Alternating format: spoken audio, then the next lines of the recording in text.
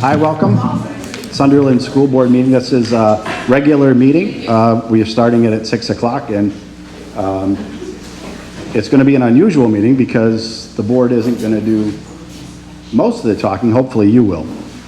We're going to start out. I'll just give you some logistics of the board meeting, and then we'll move into an overview. So the way you're seating cafe style tonight with paper and crayons in front of you is so that we can hopefully capture a lot of ideas that you have and you've been thinking about Act 46 and how it relates to Sunderland's educational system, our region's educational system, and the state.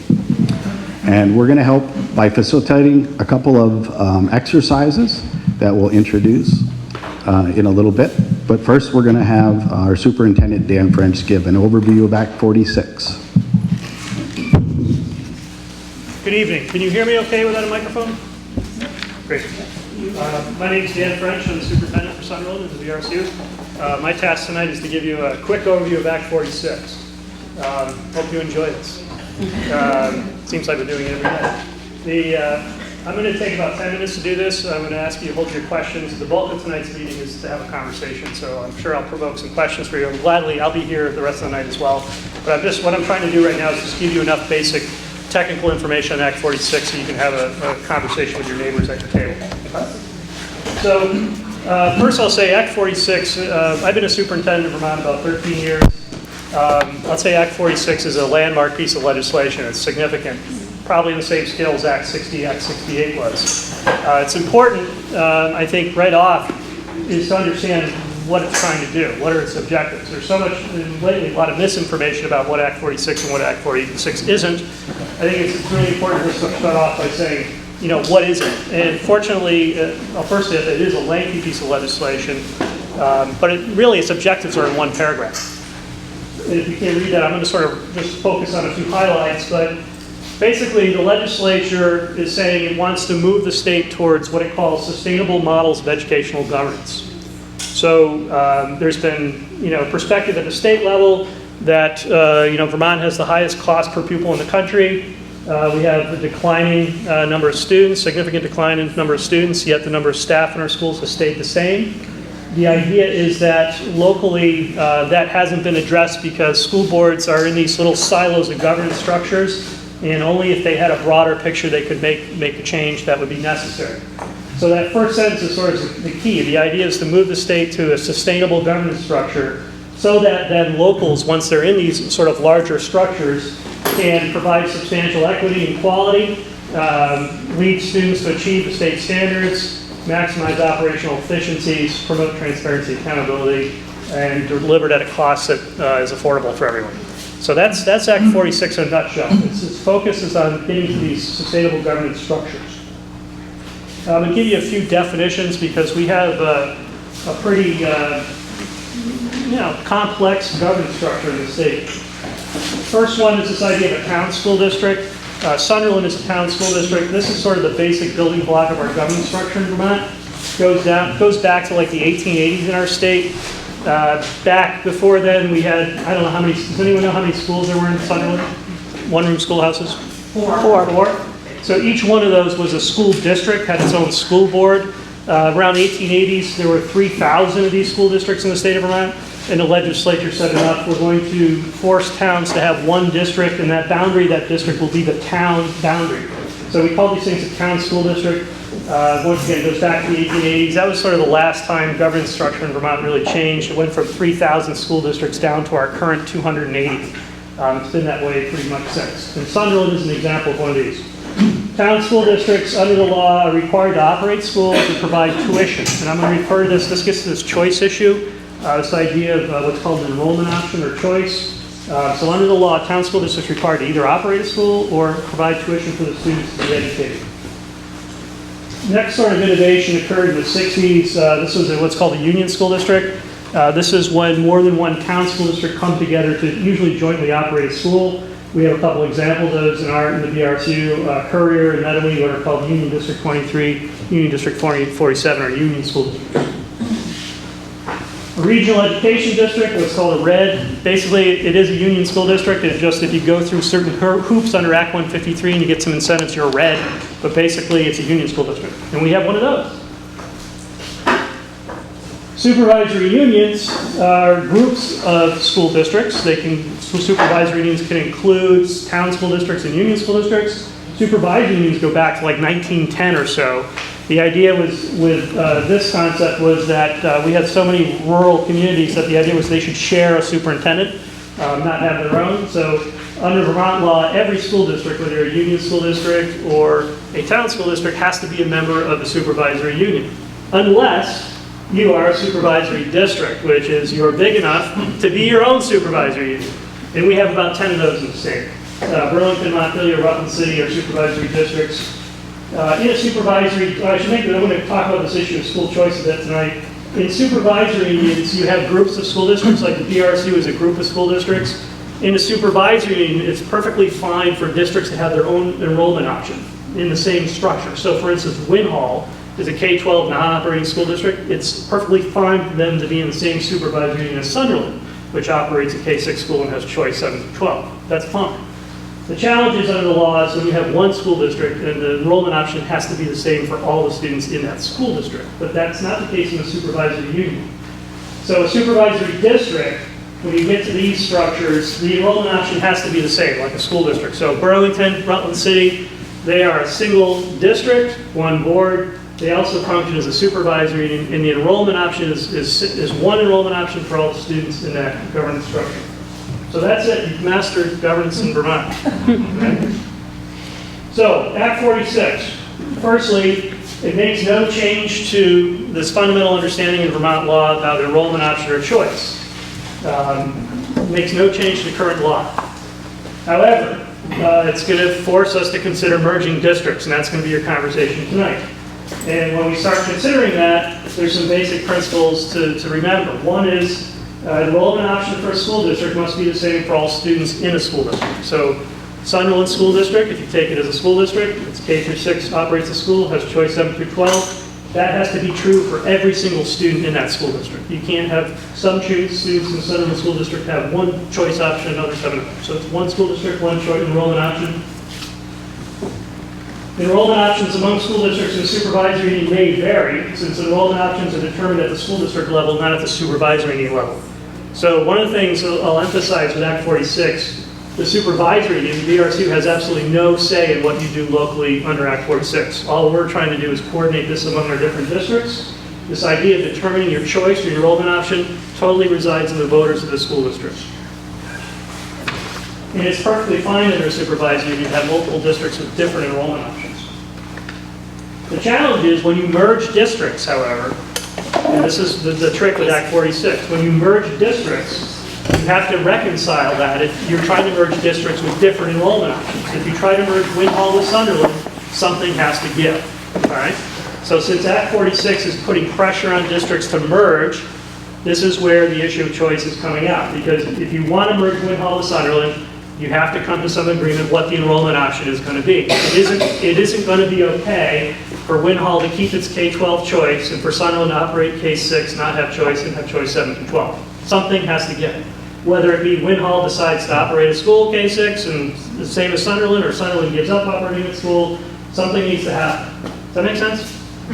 So that's, when you hear the thing about Act 46 and choice, nothing has changed in the law, but it's putting pressure on districts to consider merging. And basically the law is saying when you merge, it's totally up to you how you do this, but when you do, be cognizant of the fact that you could be affecting your current enrollment option. If you choose to merge with somebody, if you have no one else around you, and you're going to be forced to merge with someone who has a different enrollment option, it could change your future in terms of your choice option.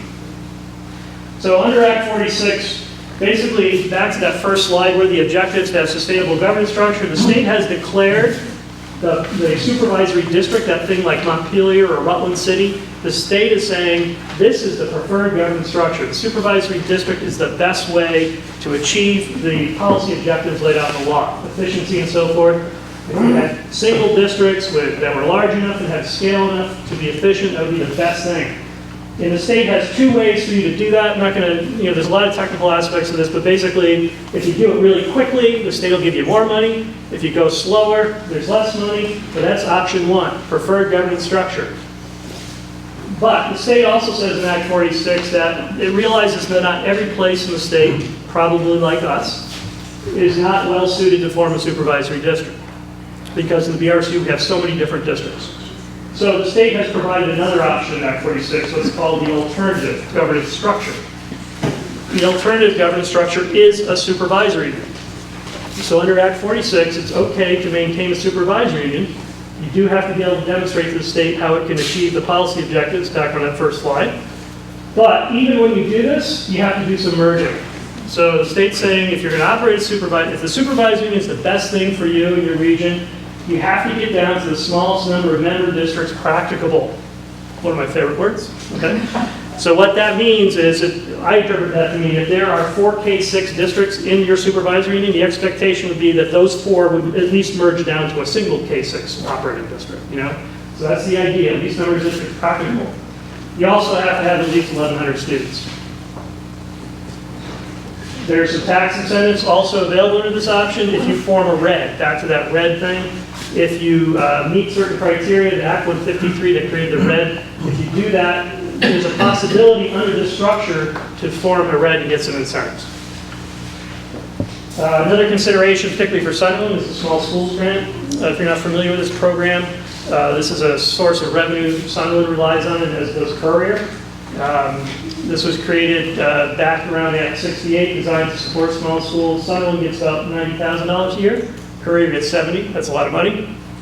Act 46 redefines the criteria of small schools grant, gives the state board authority to eliminate it after 2019. So basically, this program has always been controversial from a political perspective. The state is saying, well, if we're trying to get people to force to merge or get to bigger entities, why would we also be incentivizing them to stay small? So what they did in Act 46 is redesign the criteria. So in my view, it's questionable whether Sunderland would continue to receive the funds at all. The new criteria are things like how far away are you from other schools? Are you actively pursuing a merger under Act 46? These are criteria that are going to be the new definition of small schools grant. Interestingly enough, if you merge, you get to keep the money. So this is an example under Act 46 where it's sort of if you do go through that hoop, you're able, this is sort of an incentive to keep some funding. Districts who do merge are able to keep the small schools grant in the form of a new program called a merger incentive grant or a merger support grant. So that's an important consideration for Sunderland. What does the merger process look like? One, you're going to hear about tonight a little bit about this thing called a merger study committee. Basically, when you're merging districts, all the power to do this resides with the voters themselves. The school boards basically launch this process if the budget is less than $25,000 for the merger. So our boards are getting ready to consider doing this. It's one of the questions we're going to ask you tonight for feedback. Should we do it or not? Basically, a study committee is launched. The study committee is composed of some board members, but community members at large, along with districts or neighboring districts, whoever's going to do the merging. And they study this. The study is not a creative writing exercise. It has about 10 questions in it they have to answer. That goes to the State Board of Education. The State Board has the ability to approve it, but it also can tweak it, force you to do some corrections or additions. Once they do approve it, it comes back to you, and it must be approved by all the voters in every single district that's going to be merged. This process doesn't come from Act 46. This is part of that union district school merger process that's been on the books since the 60s. It's nothing new here. It's same old in terms of merger process. So what your boards are considering now, Sunderland Board being one of them, should we start a formal merger study committee? Should we form that? And then once that's launched, then the question is, what school districts are we talking about? All those questions you're going to surface tonight or start to surface to the boards. That really becomes the grist of what the merger study committee is going to try to answer. And there is a penalty under Act 46 if you don't do anything. So that's one of the questions I get often is, well, what if we do nothing? And it's questionable will the legislature amend or change Act 46 at this point. That's a good question. I'm not sure. But there is a process outlined in Act 46 if you don't do something yourself. So basically what happens, those districts that aren't going to preferred governance structure Even if you're doing the alternative, you still have to complete this report. Basically, you submit a proposal to the Secretary of Education by November 2017 of how you plan to satisfy the policy requirements of this law. You know, how you're going to be efficient, how you're going to have a sustainable governance structure. The Secretary compiles all these proposals and puts together a master plan for the entire state, or those pieces that are left over. And she basically, in that plan, will decide who's going to be forced to merge with who. That goes to the State Board of Education. The State Board of Education has a public hearing, testimony sort of process, and they ultimately approve that plan, modify it, and so forth. So basically, if you don't engage with Act 46, the state's going to figure it out for you. What have we been doing this summer? This is, like I said, it's a very, very long and technical law. First thing we've been doing, as I said earlier, we've been trying to learn exactly what's in the law. It sounds basic, but it's significant, you know. So it's a long piece of legislation. It's technical. We have one of the great advantages. I said we have 54 school board members. One of the great advantages of bringing all those minds to bear on this is we can test each other on what the law says, what it doesn't say. We've been doing that pretty much since June, taking advantage of any meetings in Montpelier, any opportunity to meet with policymakers to test, you know, what does it mean for VRCU, what does it mean for other districts. So we've been learning about the law. We started at the end of the summer, turned the corner and started to get into, well, what if we did it this way? This sort of we call application phase, sort of testing ideas. Well, what if, could Winhall do that? Could we do these things?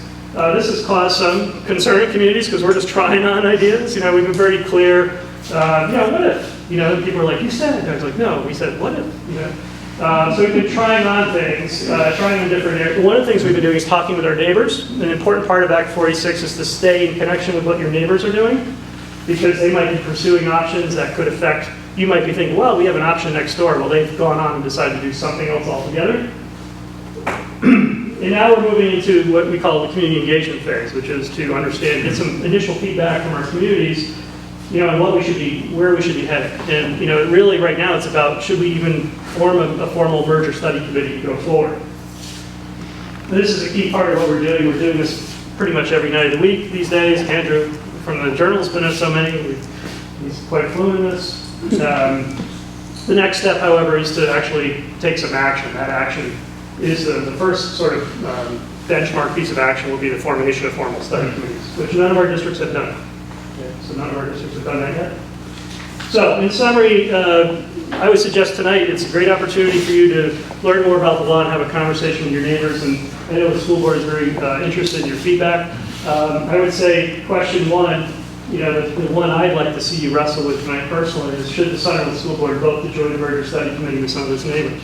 Or do you want to just sit back and let the state do that? And I don't mean to diminish that second part, because there are districts that say, you know, let's wait a while and see what happens. But that's a good one. I want to hear that conversation tonight a bit.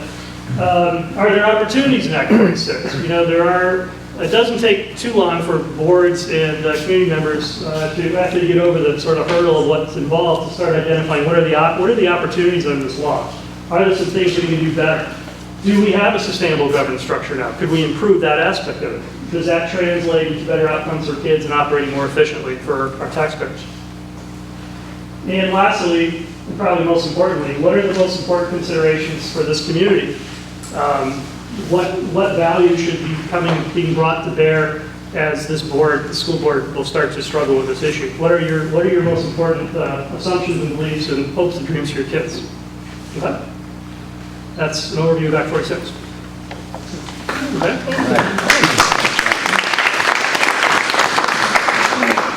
Thank you, Dan.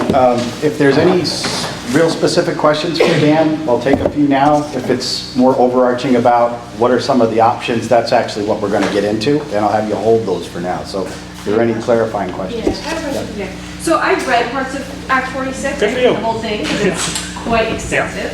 And I'm finding it difficult to understand how the state board is mandating these mergers and saying that if we continue to be in a supervisory union with Manchester, et cetera, that our school choice options will then cease as far as like 7th, 8th goes, and we have to kind of go along with whoever we're merging with. But in the Act, it actually says, and I'm going to quote, "This act shall preserve the ability of a district that provides for the education of all resident students in one or more grades, to continue to provide education by paying tuition and shall not require the district to limit the options available to students if it ceases to exist as a discrete entity and realigns with the supervisory district or union school district. So that's what the law says. So why is the state saying, no, we're not going to allow you to do that? Yeah, I mean, it's because the law says something else later on. Okay. And, I should say the portion of Act 46 I focused on tonight is just the merger part. There's a whole other part on the financial controls you'll hear more about as the budget process gets underway this fall. So there is as I understand, the legislative process is not a pretty one. You've heard sausage making often used as a metaphor. This bill was mashed up in committee, and there was some policy statements from the Senate, including the one you just read, and one about forever supporting small schools. So there were some sort of idealistic expressions of intent that were left in place, that were never reconciled with the technical aspects of the law that came over from the House side of things. So this summer, I would agree with you. If you read the second part, you'd see there's an inconsistency in the law. Absolutely. And this summer, the state board has its own role, has always had a role, as I outlined tonight, in approving mergers. There's a little bit new twist for them, but they've always been in the position of being sort of the person that has to check these merger proposals as they come forward. So there's this accelerated option under the Act 46, which requires people really to be moving forward now, that need to be coming to the state board with their proposals right now. The state board said, we're kind of caught in a bad spot. We've got this big ambiguity in the law. We've got people lining up right now coming to us. We want to give them some indication of how we're going to interpret the law.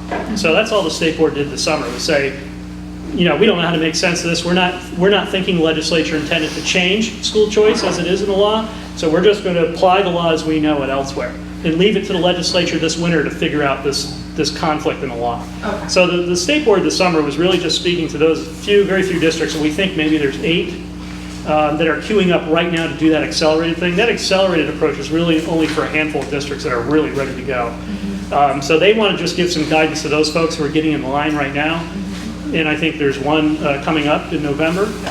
So the state board felt compelled to give some guidance. But they're not legislators themselves. They're not the policymakers. They're kind of stuck like we are toward implementing the law. But there is an inconsistency in the law. Absolutely. So is that going to be sorted out in the next legislature? I don't know. I asked the legislator that this morning, and his response was it's perfectly clear to him, and he didn't see the need to do that. So I don't know. That gets into politics. And I think I see also with the gubernatorial election, you can see that shaping up already. I know one candidate has come out very strongly opposed to Act 46, and there's people sitting on the fence who are really good at sitting at the fence on other issues as well. So I don't know. I think, my inclination as someone who has to implement law would be, I'd like clarity. I really would. But I think it gets back to sort of, and the state asked for, the Agency of Education asked for a policy sort of analysis of this inconsistency. The legislative drafts person who wrote that, who was responsible for writing it up, basically apologized and said, bottom line is the Constitution, we get back to sort of this constitutional ideal that you can't have an enrollment option for some kids and not have for others if they're in the same structure. So regardless of what was written in the law, we have to go back. Even if it was implemented as written, it would be deemed unconstitutional, and we have to kind of go back and clean it up. Whether they will or not, or whether it'll happen through a lawsuit, I don't know. But we were following this conversation very, very closely. As you can imagine, in our district, we have more choice probably than any other district, SU in the state. We follow this very, very closely because it would mean significant difference to how we proceed. And we basically we heard repeatedly right up through August that, one enrollment option per district. That's really how you want to go forward. And we're not going to go forward quickly, so we have some time to watch the legislature try to fix it. One more question over here. Clarifying question. Thank you. It would appear from all of this that the future of the BRSU is very limited and it may disappear by the end of 1917 or 2017. Bad brain, breaking it in tonight. It would seem that the existence of the BRSU is pretty problematical at the moment. And I'm trying to see a way, because I'm very familiar with the structure of it, as to how this can all be blended together and still survive. And then tied into that, the 3 big districts are having a meeting about merging themselves, And if they would happen to merge, then that would pretty much blow the BRSU out of the water. Great. So where do we go from there? Yeah, so I think firstly, well, maybe I'll start last and work my way back. The big three is Manchester, Dorset, Mount Times Red, which is Clever. Together have a single enrollment option. They all operate K-8 schools and they have 9-12 choice. So they are consistent under the law. They also have 1,300 students combined, which exceeds the bare minimum requirement to merge as the preferred governance structure. So they have the basic mechanics of going off on their own and doing some things. So it was important very early on to determine what they wanted to do. So we had some meetings with them individually and collectively. And in every forum we've had that sort of conversation, they've affirmed their desire not to go off on their own. They basically said, we think it would be very expensive for us to create our own central office. We think it would be disruptive to the educational system that we've created. So as of October 21st, they are interested in pursuing the merger, but they're going to be inviting their neighbors to join them in a merging process. So they're not interested in going off on their own right now. Okay? So secondly, in terms of the BRSU is a very diverse supervisory in terms of governance structures. What I've heard from our board members is that we're probably not going to do that accelerated option, which I just alluded to. We can't do that. You know, it would take us, we'd have to do that, every district in the SU would have to vote affirmatively to agree to one enrollment option. It's not going to happen. We have 2 districts that have designated high schools in New York State, and we've got Winmau, we've got all kinds of things. It's not going to happen. The idea of a preferred governance structure is still on the table, but our board members talk more about keeping the alternative governance structure, which is a supervisory unit. So I would say the BRSU could still exist as a supervisory unit, albeit with the least number of districts practicable. So that's where a lot of the conversation will go in terms of merging, is that, for instance, we have 11 school districts right now. It isn't hard to imagine us to get down to 3 school districts based on merging the like enrollment options. So the BRSU would still exist in 3 districts instead of 11. Just for the sake of the argument, if Sunderland were to merge with somebody and cease to be a separate district, what happens to the impact aid that we have squirreled away in the Treasury, which I understand is several $100,000, and should make us a desirable partner? It's a little more than several $100,000, but yeah, those are some of the questions we'll be raising. There's answers to those things, but I'd rather have you just bring them up as concerns. Is that covered in Act 46? It actually gets covered under the original merger law. So one of the questions after that merger study, one of the things you have to answer is debt and liabilities and assets, how they get divided up. People own real estate, other people have reserve funds, a lot of people have valuable property, a lot of people have debt. You know, actually we can do some things with assets. It's hard to put the debt someplace, you know, so all those things get reconciled as part of the merger analysis. So it's not a unique situation, but it will be a very important consideration for your district. Okay, so for the sake of time, let's just hold the rest of the questions for now, because I want to get you guys talking. And Melanie Virgilio is one of our board members. She's going to facilitate 2 exercises. One is to talk about your hopes and concerns as a Sunderland resident about the sustainability of what we have here in our educational system with regard to equity of education for all of our kids and quality that we can afford.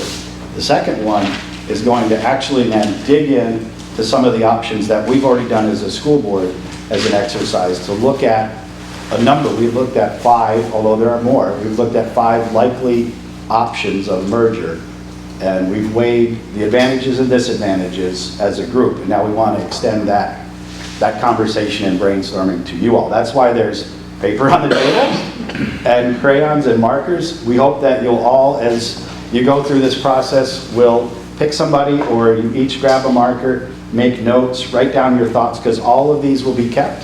For us, we'll compile all this information, we'll tabulate it, we'll put it all together as a report for the community and bring it back out to you, okay, electronically and manually. Will it be another public forum at which we can actually ask questions for a longer Yeah, absolutely, time? absolutely. And we will have times for Q&A at the end of it. In between each one of these sessions, we'll do Q&A, and we'll go as long as you want to be here, you know, and then our regular board meeting is going to start after that, okay? So we're here for you. The board members that are here, and Melanie Troy, our principal, as well as Dan French. Melanie's here. Mary Van Flex, raise your hand. Mary. Heidi French, Leslie Para, and myself, Courtney Woodrow. We'll all mill around, so if you have questions as you're going through these exercises, just reach for one of us and we'll do the best we can with answers. Okay? Melanie?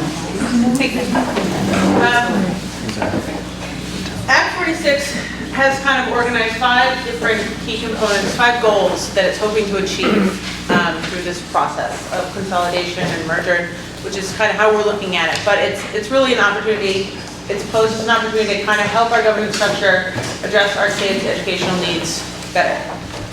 And I'll go through the 5 with you. The first one is to provide sustainable equity in the quality and variety of educational opportunities statewide. When we look at it as a BRSU, we're talking about making sure that not just our Sunderland kids, but supervisory-wide, all the students and the Bennington Rutland Supervisory Union have the same access to the same quality of education. Number 2 is lead students to achieve or exceed the state's education quality standards. Again, I think we can understand that not just providing equal opportunity for all the kids, but that all the kids have a good quality standards of education. A lot of this comes down from the state level, where the state is writing their quality standards that we are hoping to. Specifically on our supervisory union end of things, maximize operational efficiency through increased flexibility to manage, share, and transfer resources with the goal of increasing the district level ratio of students to full-time equivalent staff. Beyond just within our school and the teacher-to-student ratio, some of this also includes the accounting that's done at the BRSU level, the fact that we can share our purchased oil, the fact that we can share our fax machines. There's a lot of things that we have been really keeping efficient by working with the BRSU, as opposed to just having to buy out as just our small Sunderland school. Number 4, promote transparency and accountability. It may be easy to see how the accountability, it may not be easy to see, to be honest, the transparency and accountability. It's something I want you all to think about, because we will have to talk about how are we going to make sure that our Sunderland parents and the Sunderland students are being educated, and the voters have a say in it when we're talking about having big union districts. So it's something that we really need to consider, and it's something that you're going to have to consider during the merger process, is how to make sure that we have an opportunity to be heard. And number 5 are deliver education at a cost that parents, voters, and taxpayers can value. Right now, to be honest, it's really hard to determine what that will be at this moment, because we don't know what the future has in store for us. And so we can really take the time to go through a merger study and look at all these options. It's hard for me to say, but I can't come back with numbers for you on that. But the goal is, and through the merger study, one of the goals will be to make sure that we are maintaining whatever the best tax rate is, that this is affordable and equitable across, whether it be just Sunderland or across the entire BRSU. So these are the 5 things that we've been focusing on our board, at the board level. And I'd like to kind of take the time to get your feedback as well, and have you think about these things before we talk about how we want to break the school districts up, or what the possible merger options are. Because it's easy to just focus on school choice. What's a little bit harder and outside the box is to really focus on, well, what are our biggest goals? And does preserving choice reach those goals? Or maybe is it in the way of some of those goals? And it's a question that I have some ideas on, and I'm sure that all you guys have ideas on. So we'd like to get those ideas before we make assumptions for what you guys think about this. There's paper on the table. So if, when you're talking about this and you have ideas you want to share with us, please feel free to write them on the table. If you don't want to share them on the table and you want to take notes home and you want to think about this later, we're happy to take emails, phone calls, letters at a later date, because we'd love your input, however it is that you feel like you want to get it to us. So the very first thing we're going to talk about is, number 1, provide greater equity in the quality and variety of educational opportunities. So what I'm asking is, on your tables, please comment on the pros and cons, maybe your hopes and desires, regarding what our current structure is here at Sunderland, what equity we have among the students here, and maybe what the potential would be if we were to change the structure of what we have. If we maintained part of the BRSU, if we went out on our own. Some of the options will change. It's going to break up what kind of equity we have. So, does that make sense? I know I'm kind of working legalese into my common words at the same time. Are there any questions about that? You just gave me an opening there about going out on our own. Has there been any discussion of pulling on North Bennington and becoming an independent district, which would give us total local control, 100% local control, 100% school choice, and save us a bundle of money? Well, Sorry, Dan. we've brought that up. We haven't looked that much into it. I will say that the state did just pass a law that says you cannot turn a local building that the state owned into an independent school. After North Bennington did that, the state said, we don't want that anymore. So there's a law now, unless I'm mistaken, but I'm pretty sure there's a law that says we can't do it through the same process they did. I don't think there is such a law. I think there's, but maybe not. I'll look it up. I can look it up. But I'm pretty sure there's been some talk about it at the state level. But Thought I'd throw it out there. the state had a really hard time with the fact that North Bennington took a district building and turned it into a private institute after the taxpayers had put all this money in the building. I'm not going to offer corrections without. Or really, we own it. Right. If there were sentiment in town. Right, and I don't, so I'd love to hear your feedback on that. If if that's something that you think might really help the students in our town and to achieve our goals, then yeah, I would be interested in exploring your ideas on it. But it's not something that we've gotten real deep into right now. Just to be clear on that point, since you said to look at it versus going out on our own, going out on our own is a realistic option? Is it a realistic option? Because it wasn't one of the ones presented here or in the... Going out on our own It has, actually wasn't one that we looked at. Becoming an independent school was not an option that we put on the table. Right. It's something you guys can put on the table tonight, if you want to look at it. It was one that we didn't consider. we've considered not doing anything, I guess, which is essentially. Yeah. The other option is to close the school, and we didn't consider that as an option either. But that's something you guys at your tables can talk about, and we can come around and give you what we know about that kind of option. We have done options like that when we had half the number of kids we have today. Financially, we looked at where's the tipping point for this school to stay open or closed financially. We did that 5 years ago, 6 years ago. Probably 6 at And least. since then, the population's kind of exploded for children here, and it kind of blew that out of the water. It would be more costly to close this school at this point, but that is an option we looked at. But when you talk about weight, What's that? what if we went K through 8? What if we went K through 8? That is an option that's going to be on the table. But that's actually, I know you guys are asking these questions. Maybe we should flip-flop this if you want to get into merger options and start talking about it. And we could talk about equity, quality, and affordability and what your kind of overarching hopes and fears are. We can switch this. I'm getting kind of a vibe from everybody that you'd really like to jump into this. So maybe we should do that, is go in with this. We've got 5 options, but they're not the only 5. And Melanie's ready to head that off as well. Sort of, right.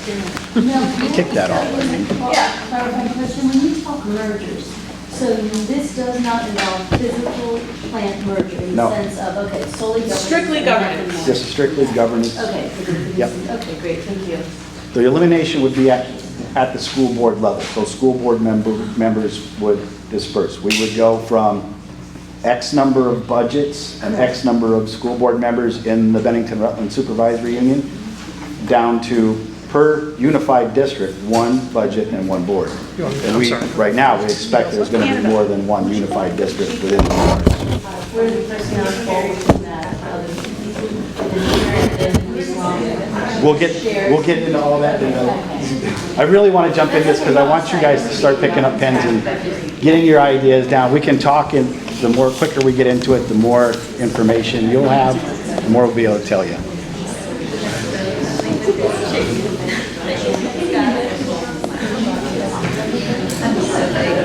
Okay, so while we're waiting for that, the one other thing, this fact sheet here. If you look at the fact sheet, on the bottom is a list of all of the contacts, links to where you want. One last thing, the fact sheet here is for everybody. If you don't have one, we'll get more for you. But on the very bottom is a list of email contacts and website links and phone numbers. So at any time after you leave here and have an aha moment, you send me an email, or you get in touch with the school here and we'd have somebody call you back. Okay.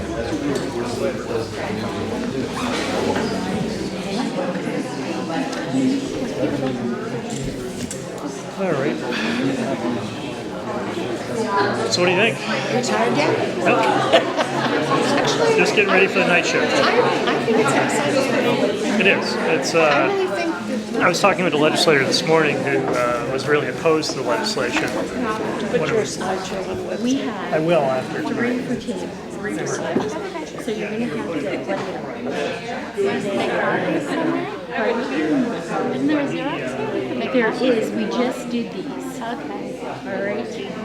And I'm gonna keep one and I'll do some more because they need to be correlated, so it takes a little bit of time. All right.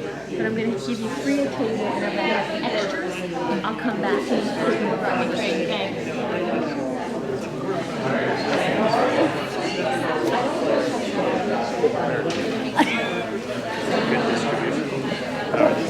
Or they can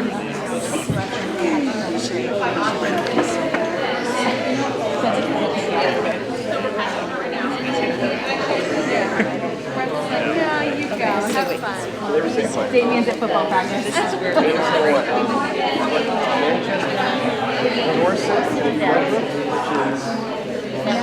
No, win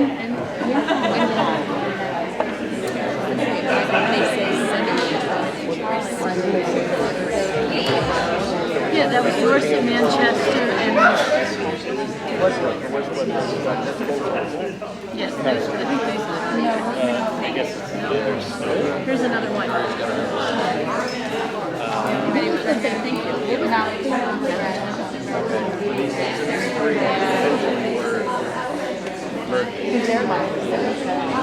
We are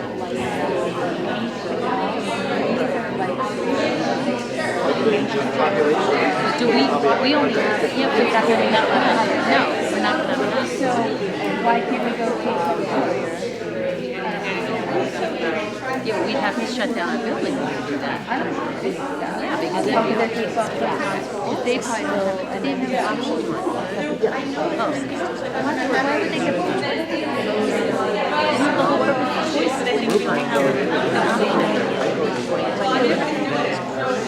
when you because they're on the board.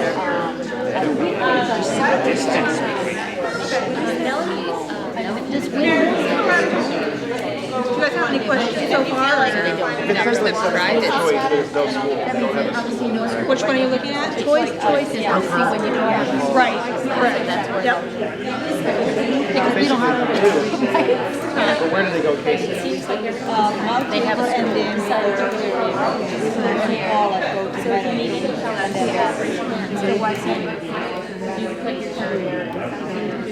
That would be the option. We're not going to be I'm totally talking to you. Oh, we don't need the 1100. We only have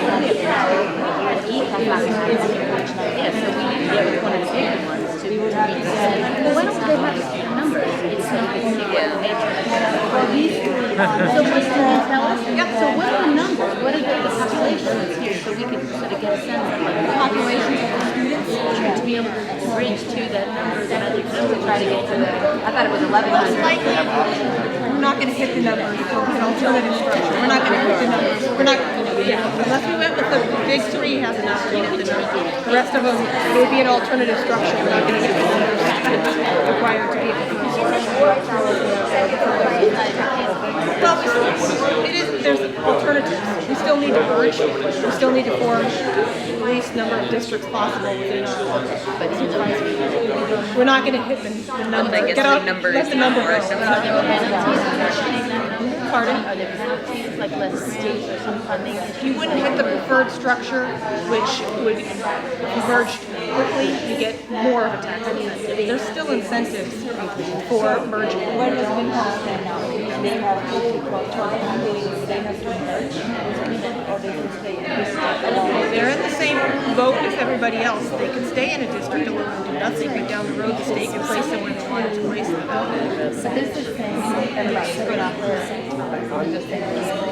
And this is saying this is an option, which doesn't mean the other district. Right. Yep. What direction, is there a sunset provision on those tax incentives just for a couple of years, or is it? It's like it's staggered, it's like it's 8-6, it's a 4-year. If you the third one's a 5-year tax break, it starts at like 10%, or 10 cents on the dollar, 8-6, 4 goes down. And then the second structure is 4 years you get the raise. And then, there's no telling after. It's not permanent. And what's the small schools grant? The small schools grant that we get, because we're a small school right now, we get roughly $100,000. The small, for being a small school. I know, but what do you use the money for? It's in our budget, it's not restricted, it's a budget item. If we merge and we form another district, that small schools grant, if we still get it, through 2019, we're still going to give the small schools grant. We'll go to the new district. So why we get it, because we're in a school, if we're in, it's going to go to the whole new district. Then we would get a merger. Then we would get that merger grant, correct? Yes, the merger grant, the merger study grant, the tax incentives. The incentives, yes. But I would imagine as we move to small schools, I'm sorry, what? other districts, there's an opportunity that we would not. So replacing the 90K. Some of them are title schools. We're not a title school. I don't get any title money at all, which is a good thing because it means we're doing what we should be doing and our children are succeeding. But if we're with a bigger school, it would become a school grant and then we would have that title money. Remember how I lost probably a year ago as my reading and math specialist? She was being totally out of the money and we could get that money. So then I had to put it back in the budget to have that because I could no longer spend title money out of the SU money. So yes, There are grants available for large districts. It would help us, Everything's might. There's no fiscal health in here of any of the other schools. It doesn't show what their status is financially. not at this point, we don't have that out but if we there. went online, we could get that. You can get their budgets just like they have our budget. You can go to their town offices and get it. This says right here, new district. What about performance of,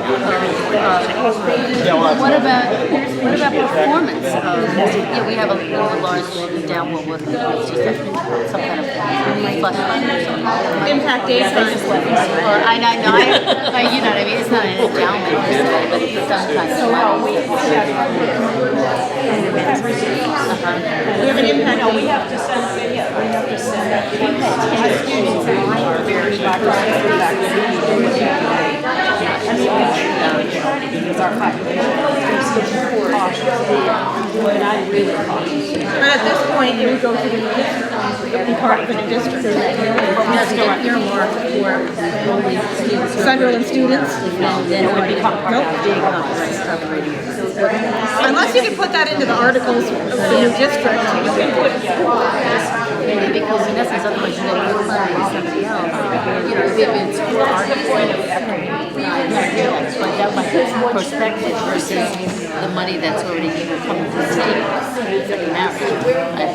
Looks like it's our tax dollars. If you come into that, Prenuptial, I got you. prenup. Yeah, we want a prenup. Thank you. Right. Okay. And so the last thing is performance relative to schools and teachers. Like, where do we get that information? Testing scores. Whatever. There's a thing online. And in your board reports, every fall and spring, Dan gives out how all the schools are doing, not just ours, it's all the schools. So if you're online and various. Because obviously we're a district or a school that has strong performance, so therefore the quality is would it really affect? I guess it would go, wouldn't it? Teachers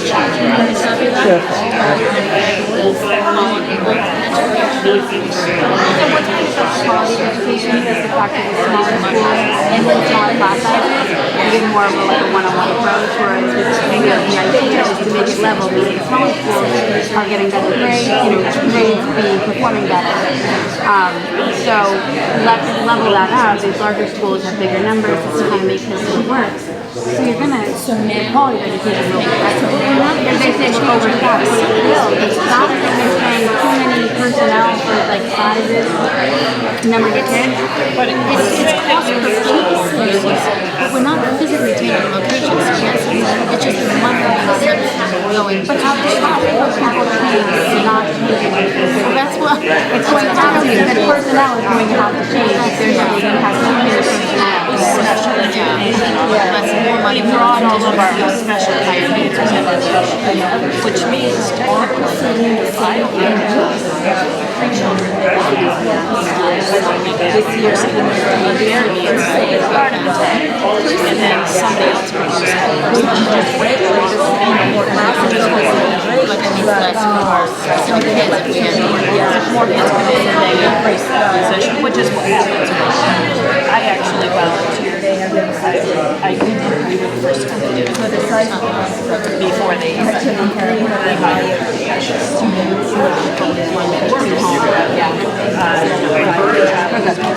tables good.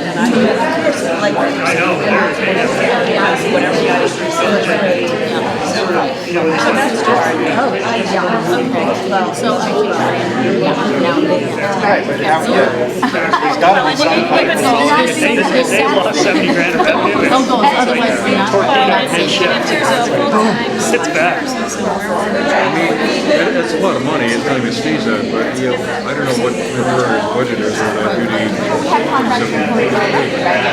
To me, it sounds like, okay, the school district loses $70,000 and that's like a life or death question, and I have to wonder, why are you?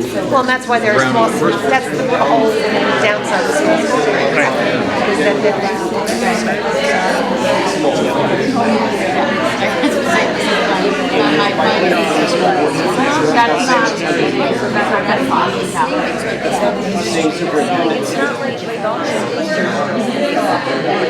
See, we've done a lot of cost savings already, like having $7,000. I would love to see centralized buses, like we did, so that we could have 2 buses going in 2 different directions. That could be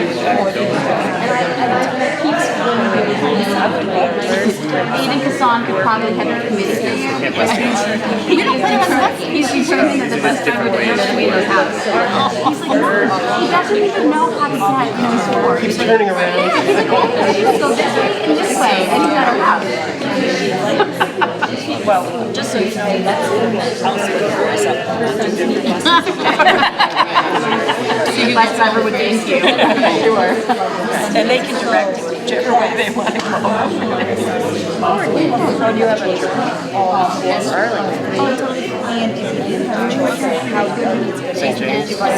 Yeah, we gotta get this whole Have you heard how Scott's doing? We love Scott. But I just work for this in the summer, in summer lunches with him and things like that. I've done that. Sits on the bus. We don't hear from him. An email from him.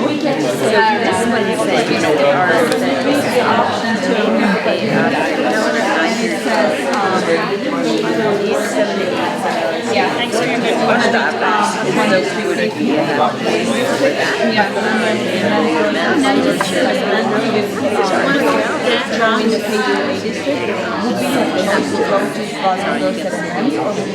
the children that are there. So like right now, Sunderland kids are in 7th. And if you have choice, you can It sounds like the need to go to many parents. It sounds like it's not parental decision, it's they allocate you whichever. There's many different choices. So it's restricted choice? Yeah. It's basically we have the choice. You can go to any of them after this point, but it's not going to be, the district paper, we've seen class of 12, we decide where our kids go for 7, 8. So we could be placing any one of them. Here's the thing that I still don't understand. But you can stay here, you can stay here for 2 weeks. Yeah, 90 Physically. Yeah, but all the way to go. So that's exactly.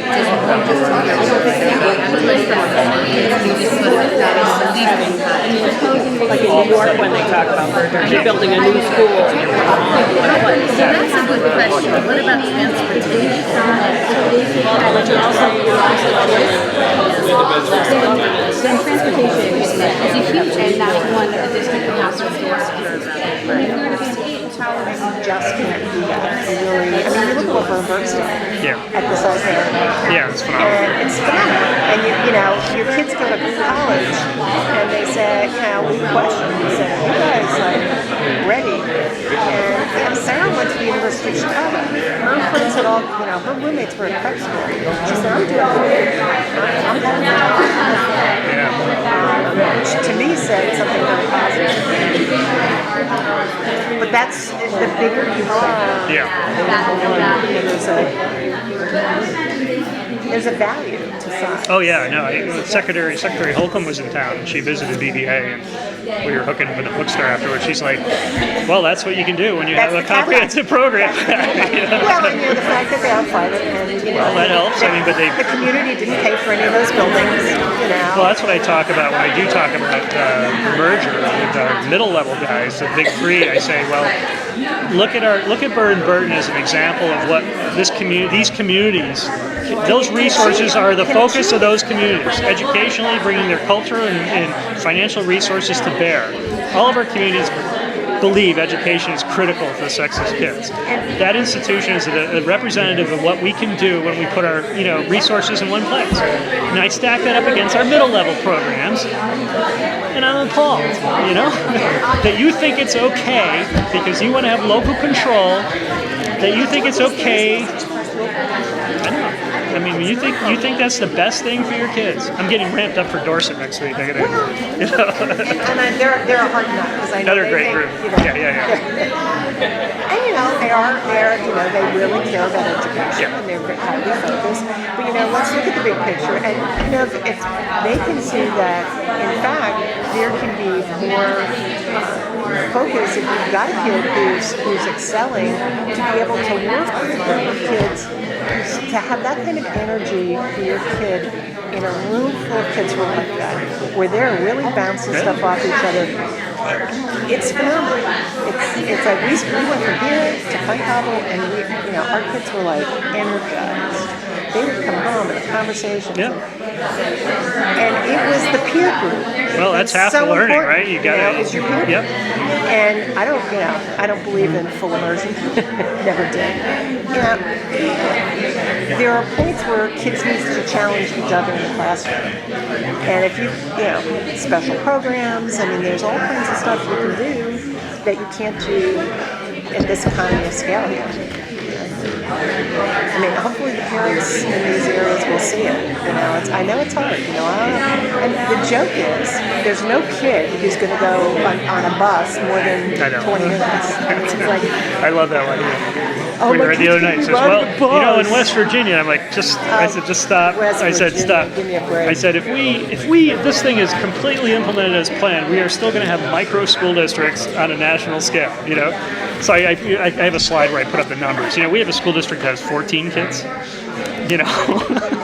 My next smallest is 24 kids. School district. Ridiculous. School district. They don't operate a school. Look at New York City. I have a friend whose son went to collegiate. They lived out in Park Avenue. He rode a bus. If he rode the collegiate bus, it took an hour to get to school. An hour on the bus. Yeah. And he did it every day. He survived. Yeah. Megan and Sarah rode the bus to Pine Cobble. It was an hour and probably 20 minutes.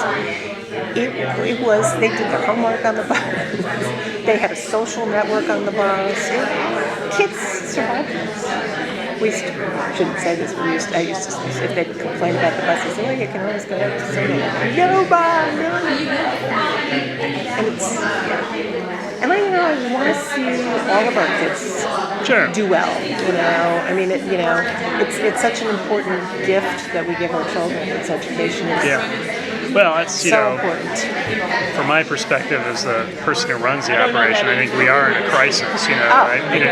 That's part of the frustration with these conversations is I can't convey that to you. It's like talking with Cynthia Brownie, she used the metaphor the other night that Act 46 is like building the plane in flight. And I said, yeah, and I'm the hired airline pilot, and I'm telling you we're about to fly into a cliff. Yeah, we're flying off the radar here. You want to argue in the seats about, whether you have control. I'm telling you, it ain't working. It ain't working. We're going down. Yep. Well, and The trend is there's a point where the tax issue is going to get to the point where it's not. It's already not sustainable. Yeah, we're there. We have reached, and the only reason we got Act 46 is because we're there. Right. No, I mean, no one wants to do this otherwise. This is not an there is real consensus among policy members now, where there was never, even a year ago. But now there's consensus. Something has to give. And they've tried the voluntary approach. That's not going to work. You got to do penalties. And this is the last. You got to do away with the small schools. People ask me if this will change. I said it might change. It's going to get more severe because because they're going to want to force. We might find out 2019 is too late. For sure. I'm going to circulate a little bit. Go for it. I think it's safe to do that. Yeah. I'm used to fireworks. This is very cordial. And the whole point is to look at what are the advantages and we said, here's the cost. Now what are the advantages and try and weigh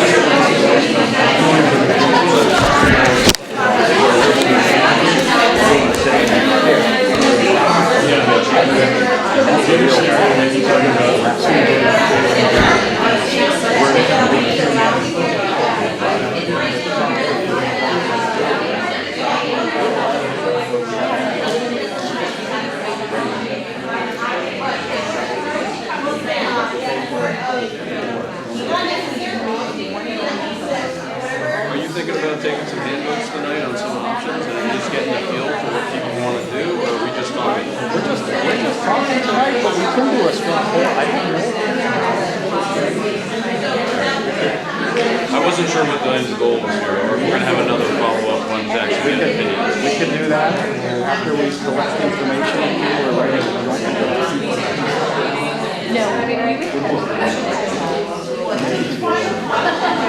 I mean, I wanted to see the outside. No, I don't.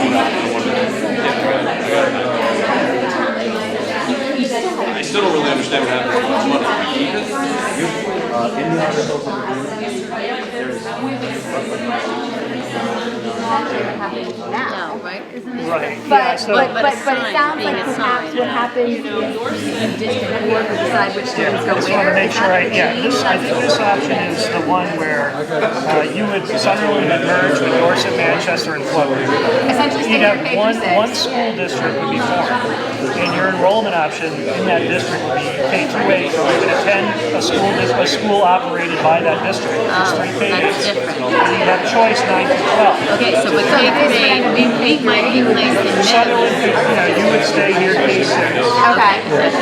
And 7 and 8 would end up going to one of those 3 schools. Designated by the bus. Yeah, at least we're designated, but the board would decide. But it does, but it would guarantee though, if I'm a Sunderland resident, my kid's going to be K through 6 in Sunderland versus being placed at MEMS for the duration. That's right. Sunderland at that point, I mean, what step 1 would be to form this big board. And the idea of the law is to give that board now oversight of a lot of stuff they can work through if changes come. If enrollments continue to decline, that big board could close the school a lot more easily than your small board. It becomes more of a clinical decision for them to say, hey, we lost another 100 kids, we got to get them all up through. But initially, Sunderland School would stay open. Kids here, K through 6, would attend Sunderland. And 7 and 8, you would lose choice. You basically would be going to one of those 3 schools, with the board deciding on which of those 3 schools you'd be going to. But the idea is that they would all be equal schools, because the idea of this is to... Yeah, and what they're thinking of is doing some choice among those 3. So you'd have a lottery system, like if one's, like Dorset could become, let's say the arts school at Manchester would become a science school or whatever. You know, there'd be some sort of diversification among the schools, and then we'd have a certain number of slots available for people to choose where they want. Is that truly the thinking of magnets? Like, yeah, I mean, that would be the logical thing to do. And then to actually dip down. Like a 4 kids. Logical, I was going to say logical. Yeah, I mean, it's crazy, but you know, the other thing is to kind of get down into some elementary school choice too among those schools. To dip down, my personal opinion is we wouldn't drop any lower than 3rd grade, but to have fourth through grade, you know, to have the ability for some kids, especially if they're high flyers, to move into some accelerated options. Yeah. Or if artistic kids, I mean, the arts are really the trick too. I mean, we can't do much in the arts if we don't have larger ensembles. So, you know, there's some flexibility, flexible things we can do. What about transportation? Okay, so transportation, yeah. So You're going to bus these kids up to we'd be busing the kids to Manchester probably, or to Floodbrook, or to Dorset. We'd have a network of transportation. You'd drop at Manchester, get on the Floodbrook bus. Fair enough. So it's not that the parents are People lay over in Manchester every 15 minutes, or you miss that Floodbrook bus because the Sunderland bus is I mean, are these schools, are there advantages of the same in the sense that do they have better resources? Meaning more arts programs currently funded? Yeah, I mean, it is uneven right now. I mean, I think both Manchester and Dorset, I would say Floodbrook to a certain extent as well, are struggling with declining enrollment, rising costs, and each one of them, you know, I've been presiding over this sort of cutting scenario, which is what all the districts in the state are doing now. As costs go up, we keep cutting, and we're like, you know, at what point do you cut inequality and lose the ability to produce quality programs the community would tolerate? So they're all in that point. I think at the middle level in particular, the smaller middle level programs, like Dorset runs a very good program, but we've had, there's like one math teacher, and that position has turned over, we've had 4 and 7 years. You know, so it's good, but it's, you know, when you look at it that way, it's like, wow, we're lucky we do what we can there. Well, have you thought about attractiveness or lack thereof for future families in the sense that people are moving here for specific reasons of choice, and therefore this then becomes not just an educational, it becomes a much more, a much larger issue. I think that's a great way to look at this, because it is, what I think Act 46 is really about is looking at education as a function of social and economic development. You know, you really have to think about what is the economic development strategy for this region. Today, education is a huge part of it. You know, so you really have to think strategically about, is our economic development model hoping that new people will move in, or is it something about that plus really trying to find a place for kids to live and work here? You know, is the economic, I know there's an economic group in Bennington. Is there one here that includes Sunderland? Are they part of that decision-making process or have a voice in that whole? In which part? The economic development. Yeah, there's a Bennington County economic development. Yeah, we have a role in that. It tends to be Bennington centered. Yeah. You know, so we've had some good conversations with Manchester in particular, this region. Yeah. But it tends to have a sort of amount of inertia from the Bennington area. Yeah, did you see there's an article about education and why people come to Vermont and stay in Vermont? Did you see it was, I don't know, Vermont Digger or something when it came out. I'm not that I just said, you know, yeah, no, well, yeah, I think it was, you don't like Vermont Digger?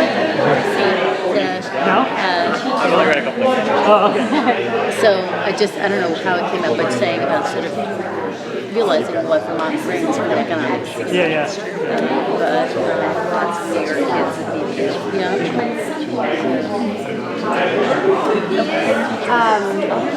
The option of becoming an independent school, feasible option. I don't think so. Why? And why? Funding. Yeah, North Bennington is a very peculiar, I would say peculiar, very specific. It isn't, there is no law against doing it. You know, I'm somewhat familiar with their financial model. They're struggling right now, firstly. You know, they were only able to achieve what they were able to achieve because the size of the building and the fact that the teachers were willing to abandon their pensions to take a real hit on health insurance and some fundamental financials that made the thing work. But they're struggling right now. So really, you have to look at that very carefully. I don't think, you know, the state would certainly throws up some roadblocks to that, but there's nothing that would prohibit you as a community from doing that. I don't know how much sense it would make economically. I think the other issue is special ed stuff. When North Bennington did their model, they basically assumed that the supervisory would take over school. They didn't want anything to do with it, and that became a real legal battle. Still ongoing. You know, they have a responsibility to those kids, and but it's an interesting. I believe it's K-6 because the North Bennington School District, which is not the school is now an independent school, not run by the school district. The school district is also a member of the Mount Anthony Union School District. So I believe what they do. I think you have choice down there as a parent K-6, but then 7 through 12 you belong to Mount Anthony. So you go to Mount Anthony Middle School, then high school. Periodically, North Bennington folks come to these kinds of meetings that we hold up here because they're interested in joining, getting into Burn Burton. The challenge is they're part of a union school district, so the other union school district members would have to let them go. No, they're not going to let them do that because they just built a couple schools and they have debt that they share and all that kind of stuff. So, On the study committee, how many members do you expect and what's the makeup? Yeah, that's a great question. That's something the school boards our boards right now are getting poised to do this. I would expect by Thanksgiving this process to sort of start. One of the things the boards decide is how big the committee's going to be. There's the committee can be large, but it's proportional by the number of students in each district. So if Sunderland has 10% of the district students, Sunderland will have 10% of the seats on that study committee. How many of those seats will be board members for this community? Minimum with one school board member. That's a requirement of law. The majority are community. Yeah, that's usually the better design. Usually, it's good to have a school board member be the chairperson or someone that's pretty knowledgeable and ins and outs. But that'll all be decided in the near future. If the board, it sounds like this board's interested in doing that. We'll see. All right. These are the questions. Do you have to, if you do a study committee, do you have to then go? Or is that assuming that you're planning on doing it, right? Or is it truly just a study? Study to learn more, which would be a logical next step.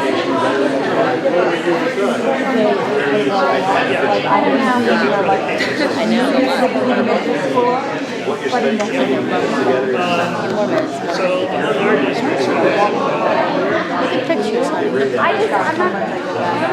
I'm not sure about it. You know, and the incentives, like Rob said, it's not like the incentives are really back to you. What is the downside to not working at this point? Potentially working down the road? Has that been said anywhere? Yeah, that's what they said. If you don't do it, they said by year 2017 they replace you. But what could they do with this? I mean, really, is that... Hopefully the best option, because they would have our children's best interest at well, they have a lot more information at their disposal to see what's working and what's not. Right. But what if we got placed, like what would be the worst case scenario? We wouldn't even know, because they might be closing BDSU as it stands. that's essentially 2017. Could they end up doing that anyway? Even if we merged with the KBA, Right, too small. yeah, So they could do that in some future.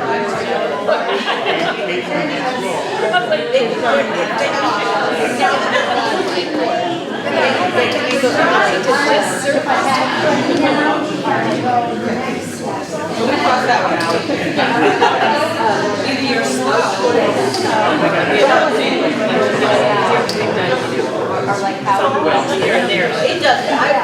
I you know, potential, our limited code, yes, work with politics, you guys are very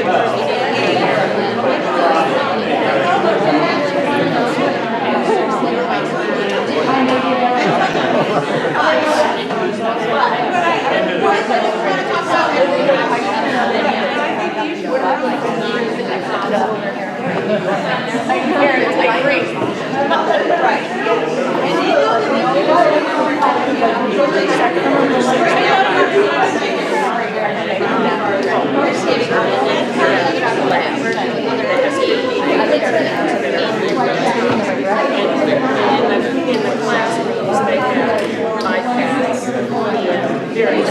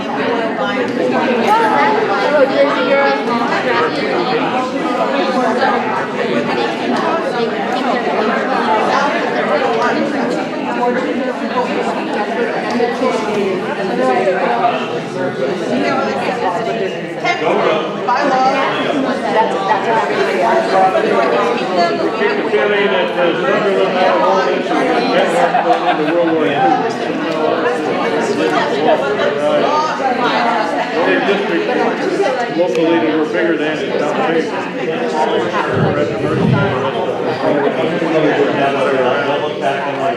Doing good? Hello, hello, hello?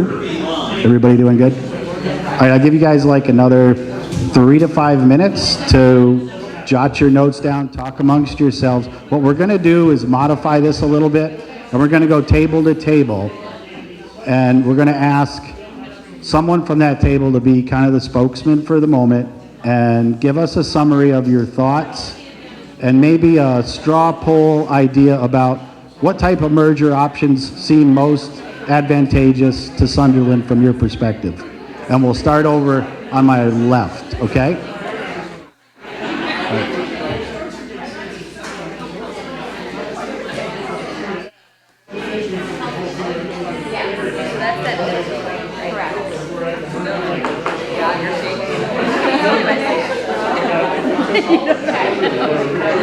I go to my penthouse. I have like the best Dan DeForest classroom. I think we wrote that a couple times. Yeah, we wrote it I didn't think that. Well, and the other thing too is just concerned that if there's someone who can minimize the number of supervisors. Yeah, hang it in there. Didn't get gripping. Other than that. Take care. And where you have one moment. I don't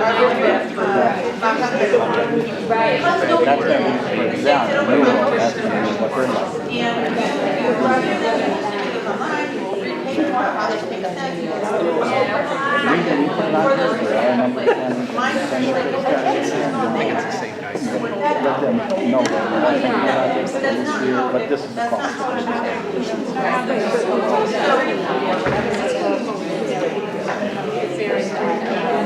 You don't take the hybrid down. Oh, come on, right. Just like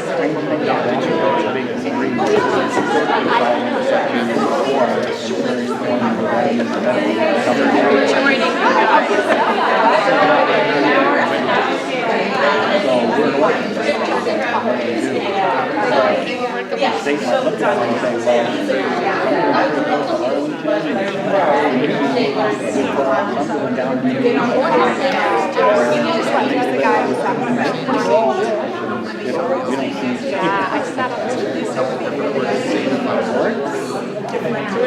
the exercise that we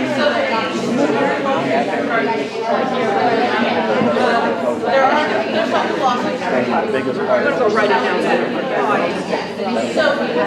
See, this isn't a guarantee. The other thing, an exercise for some whole area, and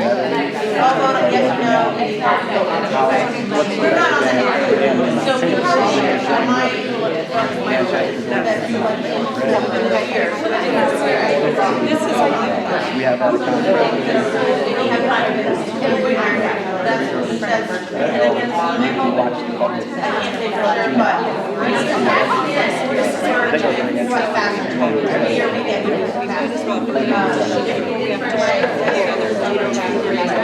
these are all the things that kind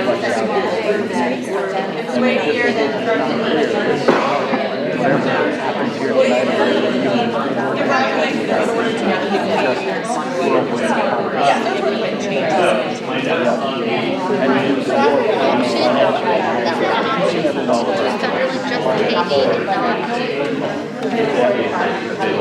and not do K6 here and then K3. So we could just make Sunderland School K8. That's what I was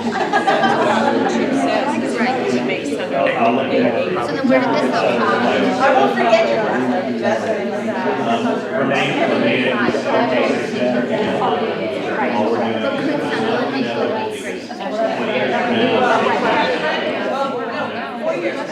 we haven't done anything in 2019, they will come in and they will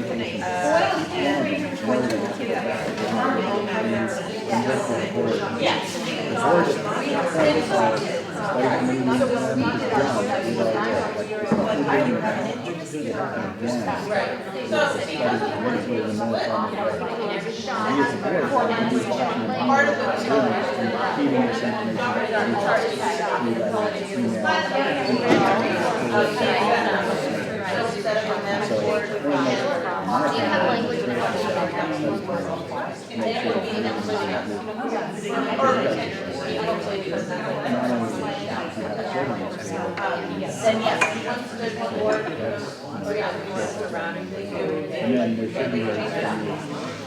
and they talk about that, actually, that's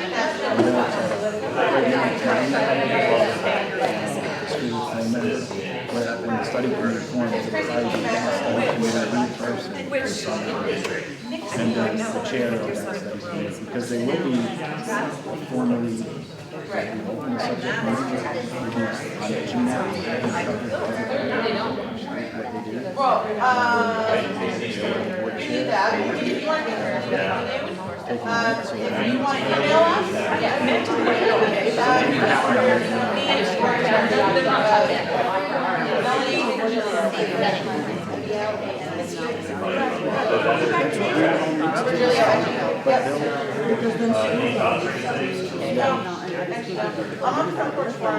needless to say, very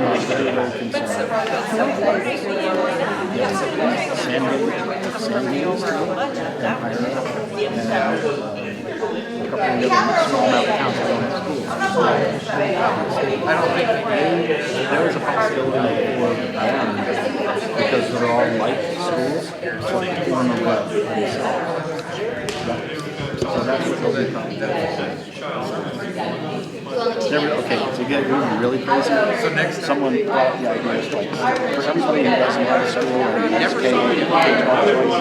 everyone in those districts become one school, from state to state, north to south. Somebody else. Imagine running a school board meeting in Newport. Yeah, I see. It could be done? Yeah.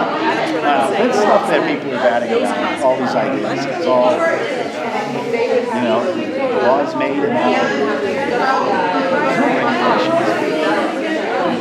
the law says you guys figure it out. We're not giving you regulations. We're giving you a fence to work inside. Each community. Weren't they saying, like, the question,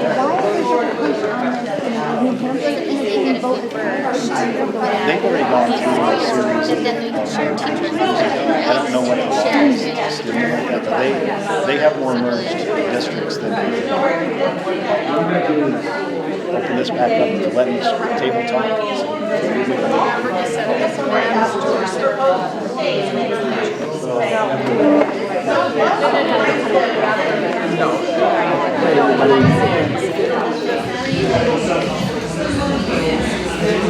Last bits of conversation, then we'll open it up for everybody to talk.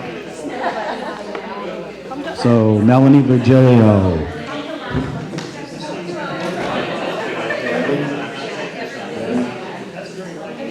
Dan French. I just had to. Okay, is everybody ready then to talk publicly here and openly? What are we doing? We're gonna just do kind of a straw poll. Just stop talking. Yep. Okay, right. So tell her to stop talking. You're cut off. You're actually no. You're first. You guys are first. So what I want to do is go around the room. You guys pick one person as sort of your spokesman. Summarize your discussions, and also kind of give us. I know everybody in the same group may not agree on what options are out there, but if you could give us a sense of what looks most advantageous to you, just from what you know tonight, that will kind of help us as we move forward and start preparing for another, creating a study group and maybe having other conversations with you guys as a community. So, table number one. I'll be correct. You know this group. I'll be correct with this group. Our conversation, we just talked about the big picture items long-term as well, because a lot of the options on here we saw as I call them long-term losers, like the independent thing. Yeah, it may be a great, maybe an option for today, but 5 years from now, it's going to come back and we're going to have to do this all again. So there's some long-term losers on here that just didn't seem very attractive. For the group, as predominantly, obviously, school choice, particularly at the high school level, but also a lot of concern at the junior high level, keeping that going forward. And we're not going into this detail, but the whole, the larger board and losing the local board, didn't seem to be a big, nobody started weeping and crying. Because we just understood that that's clearly part and parcel. Any other key points that I might have? The dowry. The dowry. Sunderland is a very attractive person with a large dowry, which means we can dance with who we want to.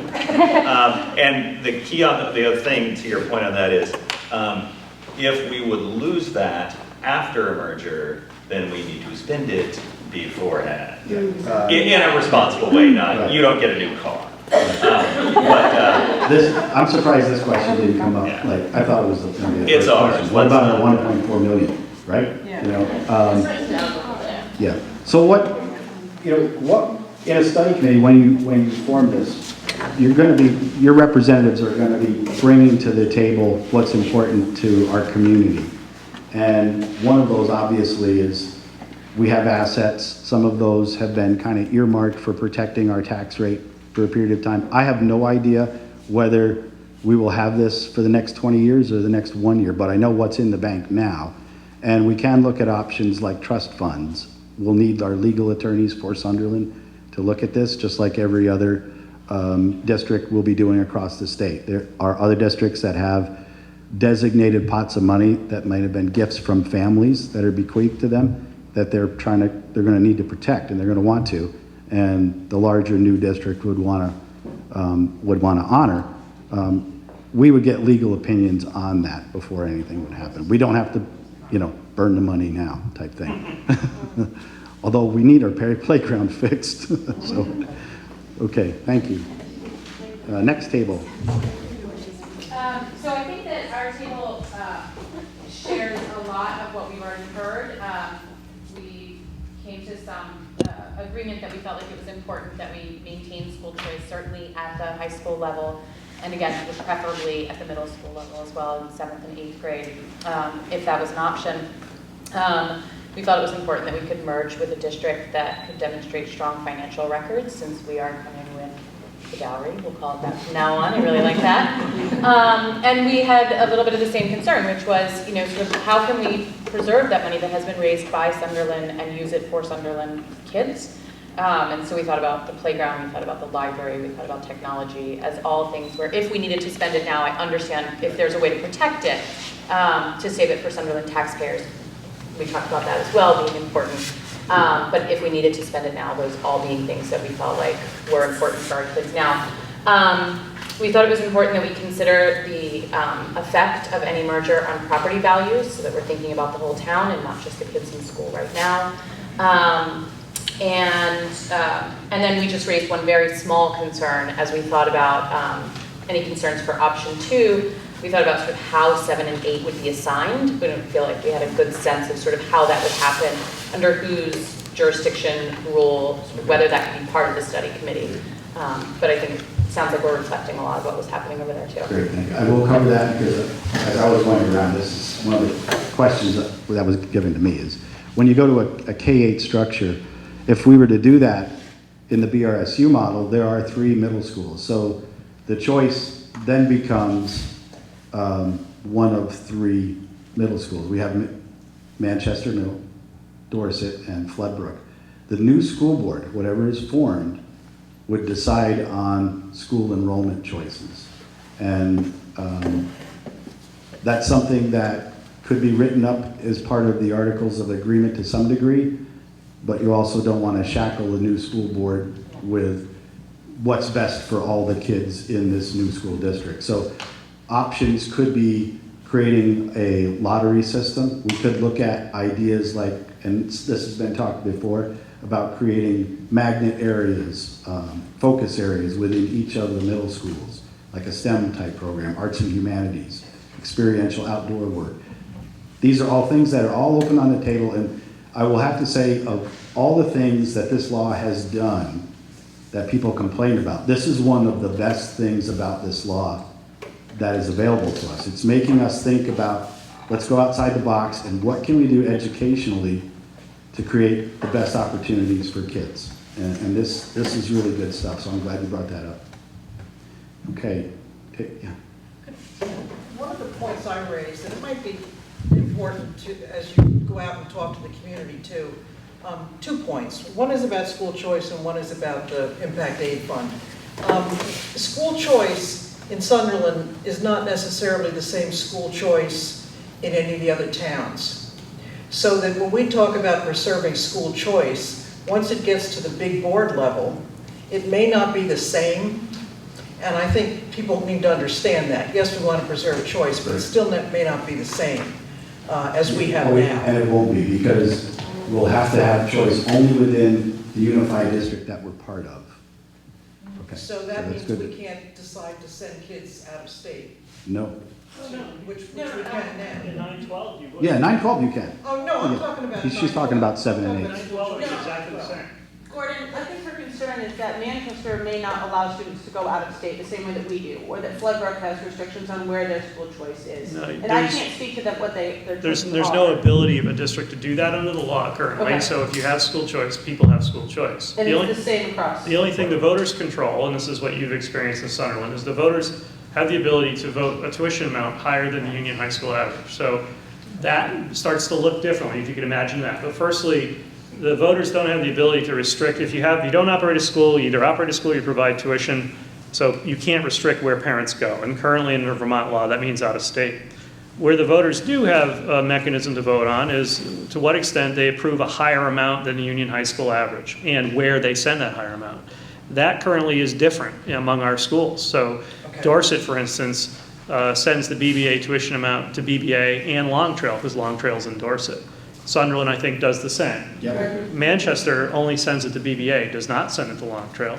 Floodbrook sends it to everywhere, including those out of state. They send the BBA rate to everywhere. So when you think about a larger district comprised of all those districts, this issue would become before the voters in all those communities as one merged ballot. So what the consensus would be, that might change, Okay, so it's not school choice that will change, it was Yeah. what we're willing to pay. Yeah, because for that, school if you can choice. envision all the That's an votes. important piece. Yeah, all those voters in every single community, those votes would be aggregated together. It's not like Sunderland could pick us one way to send money and Manchester could choose another. It would be the voters all together deciding on how to do that. So that could change. Same not as the choice. overall budget vote Right. becomes all of it. Yeah, one budget, yeah. And the other point about the impact aid fund, you mentioned that, and you may not have, I shouldn't say you may have misspoken, I'm not sure. My understanding is that the impact aid fund is money that came in from the federal government because so much of our land in town is national forest.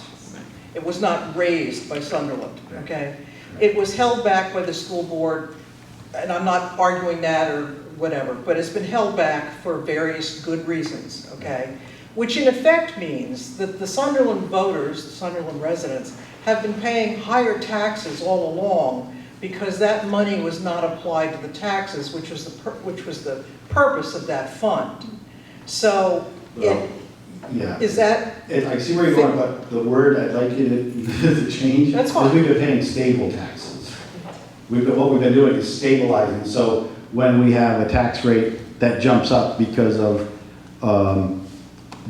anything, special education, a wide range of things, we buffer that with that money. And so what we've been doing is putting enough aside so we'd have at least 4 years of stable funds going forward, which is about $250 a year, which is what we've been doing over the years when we've had it. I'm not arguing Right. why you've done that, Right. and that's fine.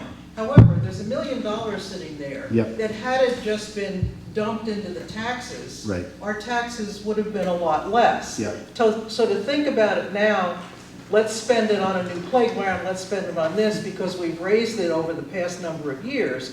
Its whole purpose is to have reduced your taxes. Right. And so that's, I think, the way in which we need to think about using it before, and now if we can keep it as a trust fund and, all of that, One of that's our first fine. legal questions needs to be, Right. is But it's- how can we protect that set aside tax dollars thing? But it's Going not forward an- in the years, I'm not sure where that would go, and Dan might be. I think it's not hard to envision how we could set it aside to the current balance. Yeah. What is harder for me to contemplate is how any future revenue could be directed in that way. So I think it's likely, because this is a very common scenario, though your reserve fund is certainly larger than most. But it's fairly easy for me to think about ways to take the current balance and direct it towards lowering Sunderland taxes in the future. Where I think it becomes more problematic is to think about new revenues coming, because those new revenues, if the impact aid stays in place as it's currently authorized, those revenues would go to the new school district, this larger school district. They wouldn't go to Correct. Sunderland. Correct. But I think the current balance could be set aside pretty easily. And we must not be the only town in That's the right. state, because Yeah. there's a lot of national forests in the state, So there's other similar programs Yeah. and, Okay, thanks. Okay, table 3. Okay, so some of our thoughts, we said yes to a merger study. We thought that was a good idea. Questions for this study: how would middle school enrollment how it will be decided, which you've already spoken about. We did like option 2 with the idea that wouldn't it be great if there were magnet middle schools. But one of the questions we had for option 2, it says it's merging with other K-8 districts. So does that mean, because it says operating schools, MEMS, Dorset, Floodbrook, and Sunderland, and then it says each 7th through 8th Sunderland student would attend one of the operating schools within the new district. So that means Sunderland would have to become a K-8 school. No, that wasn't well represented on 20. It would have to go to one of the existing 7-8 schools. So we should put the word existing in there. Right. Because the operating schools, there's 4 of them, and then it says we have to would attend one of the operating schools. Right. It should say one of the operating 7-8 schools, or K-8 schools. So we don't have to become a K-8 school. No, we become a K-8 district.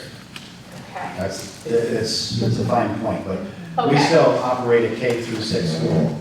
In 7th and 8th, we find one of our union school districts, middle schools, and that's where those kids go. Okay, and then questions we had, we were kind of just throwing out, if we merge, what opportunities do our students get? What will they lose? What will our tax rate do if we merge? And then we also wanted to know, would there be a grandfather clause? Because if you had, you know, at our school, at our table here, we were talking about, you know, merging north. Okay, but we have students in our district who go to Arlington. What happens if you're talking about a junior who's in Arlington and this changes? Would that student be grandfathered in? And yeah, I think that's a great question. I know there's a merger going on right now with Westford and Essex. If you follow that in the paper a bit, Westford is essentially agreeing to give up school choice to send their kids. A large number of their kids go to Essex High School anyway. And that merger is sort of on the fast track. They've worked into their bylaws a grandfathering clause. So I haven't seen those bylaws yet. I'd like to take a look at them, but I know in the outline of what the bylaws continue or need to contain, there is this option on the last option says something like, and whatever else the district thinks it's important to take care of. Sort of the catch-all phrase, you know. It's number 13, you know. And so I think that would be a reasonable accommodation to expect the state board to approve, but it's not explicitly identified in the law. It's something you can do, but I know Westford is doing that, so I assume it's falling under number 13. Okay, thanks. Table 4. So we're a small table, and we've opted to merge with table. Are you merging as a K6 or K8 table? Well, we have a study going on right now, but we'll let you know. So a lot of our concerns We were just want to know if you have a lot of money first. huge dowry bidding, huge. So our concerns and our thoughts kind of resonate with what everyone else was saying. We definitely spoke about option 2 a great deal. Again, the magnet school option sounds interesting. 2 big things, we couldn't really talk about the fiscal end of it because we don't have those numbers, so we didn't really spend a lot of time on that subject.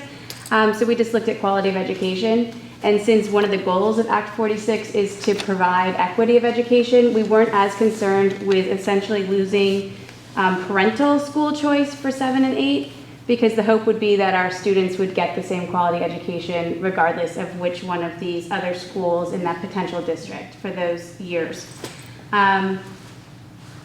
I think, was there anything else? No, that's You know, at our table, option 3 wasn't one that we really liked for a couple of reasons.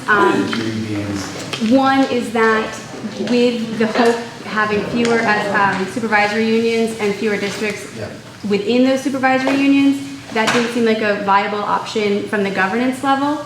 And just with the parent population that was sitting here, we didn't have a lot of interest in sending our students to the SVSU.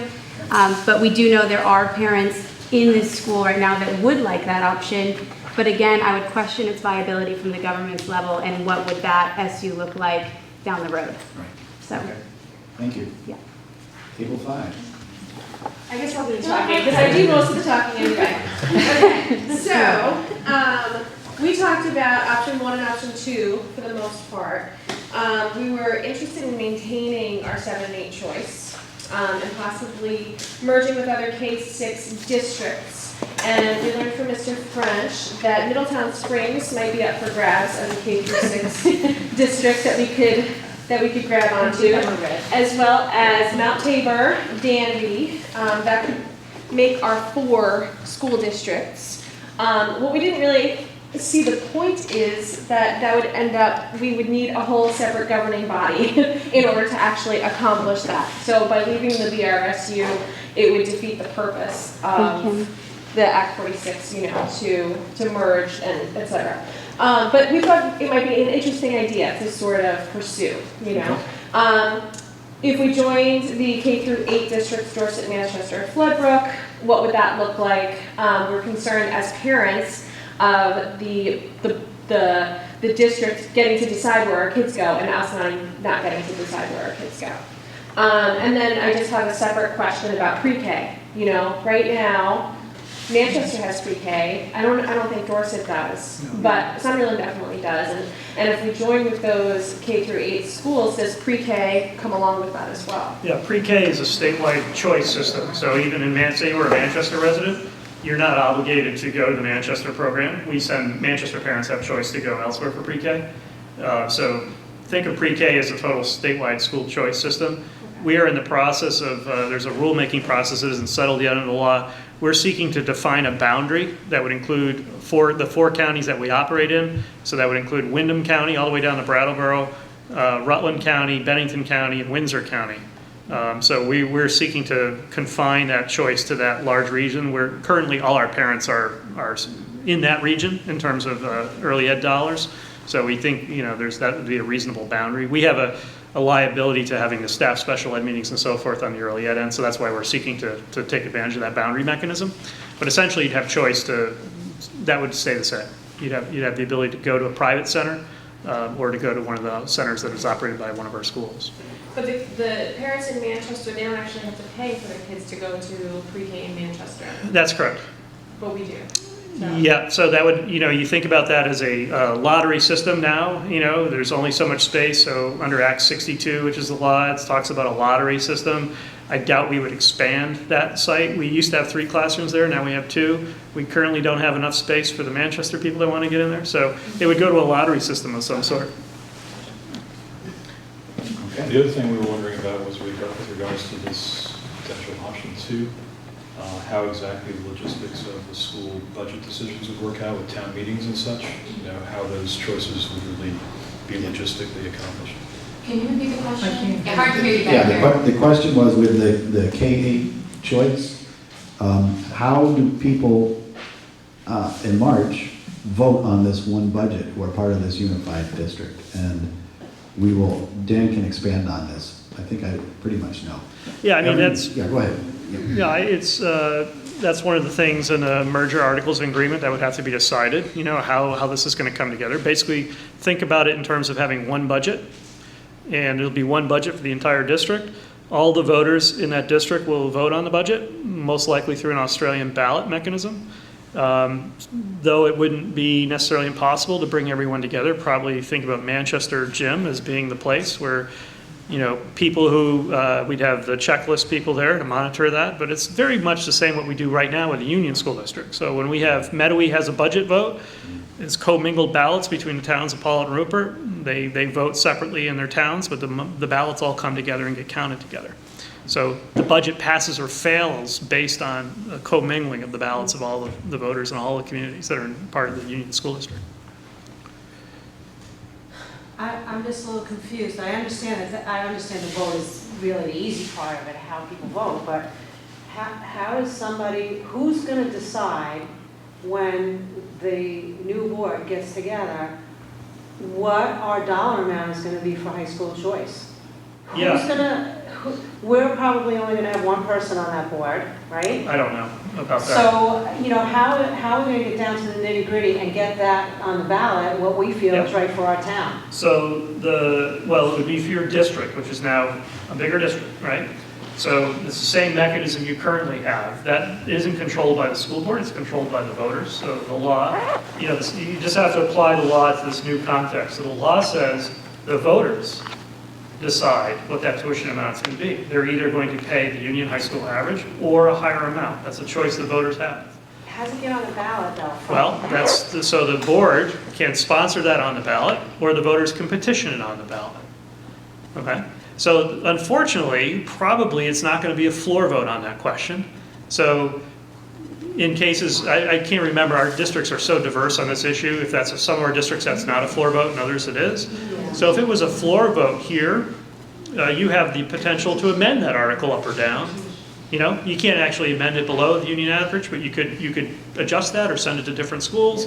If it's on a ballot, it gets on the ballot and everyone votes on it. So to get on the ballot, you could assume if you're merging with Manchester and Dorset that it's going to be a sponsored by the board kind of article, and will at least send the money to BBA. Whether it sends to Long Trail or not, that would be the open question, And for the red, the people up in Floodbrook, they currently send the money everywhere.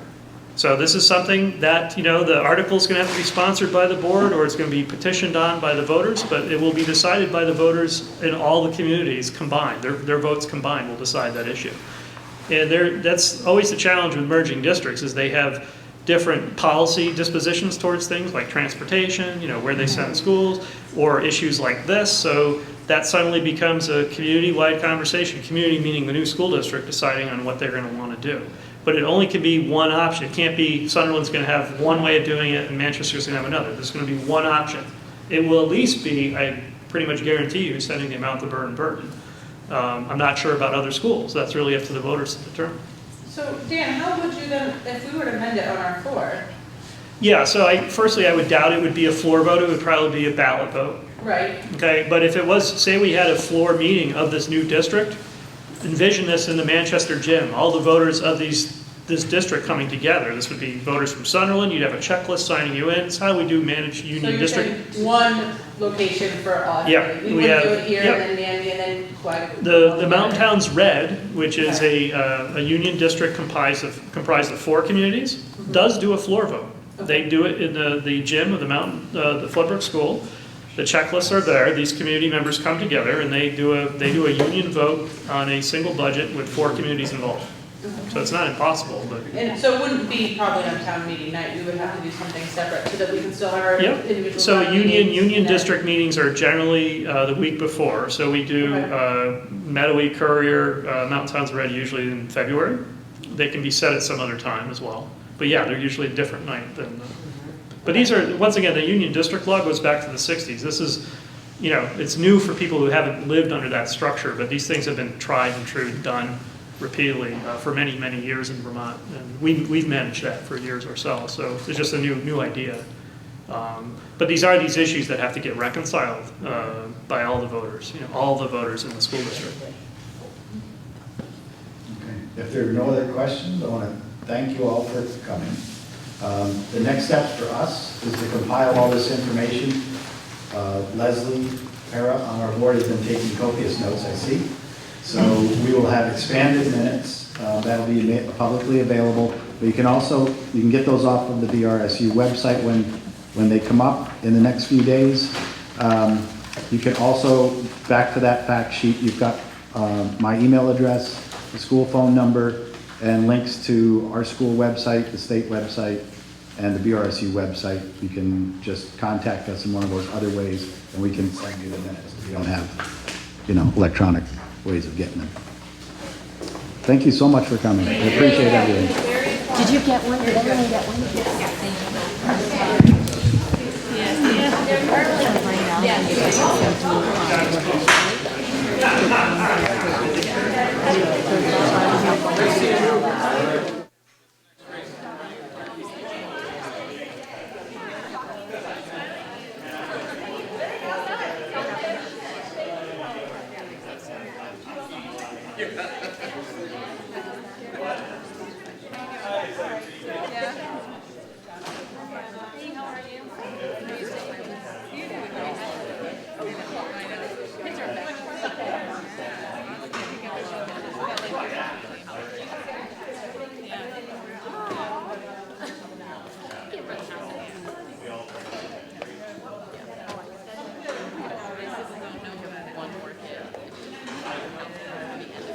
I'm going to call the second part. Actually, do I even need to call this? We've never left session.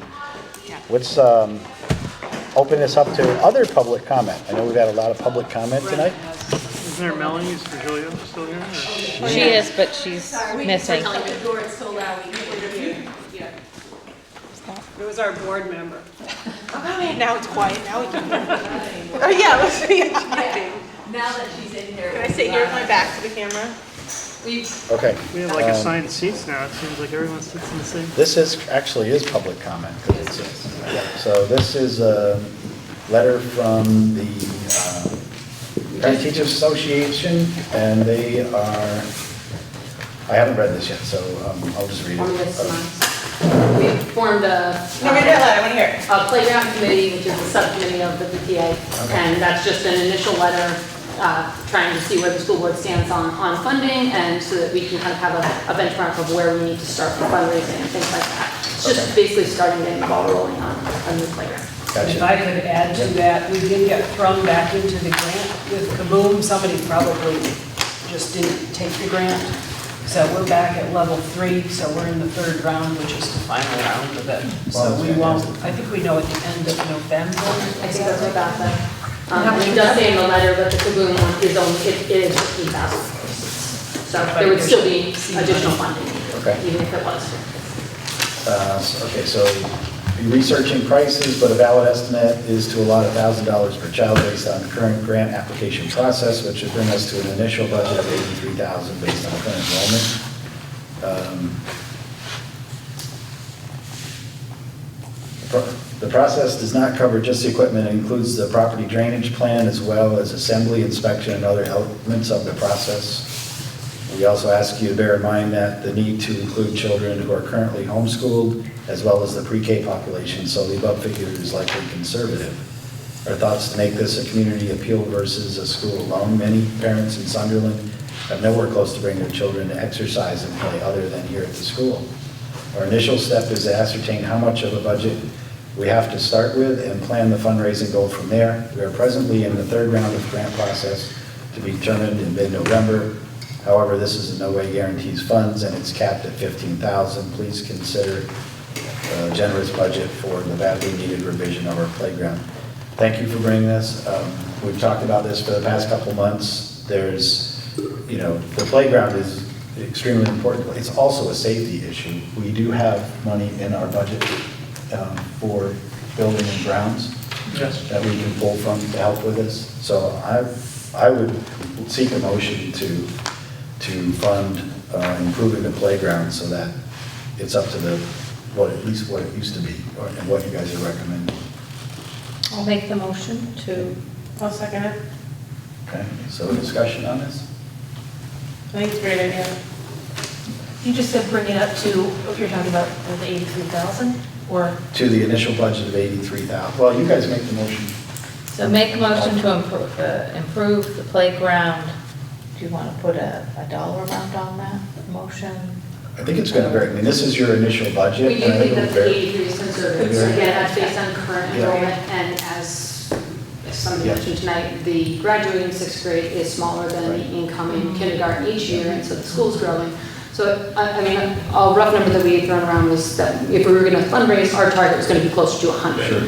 But I think 83 is a starting point, and obviously I think It seems the place to start is with Melody and Dan, and just starting to get some bids. So we usually use a 3-bid process to get some estimates that way, to find out what, spec out what you need, what you want, the safety issues, everything. You guys. How much is in our building and grounds fund right now? In the reserve, the building grounds? I don't know. You're talking about replacing the entire playground?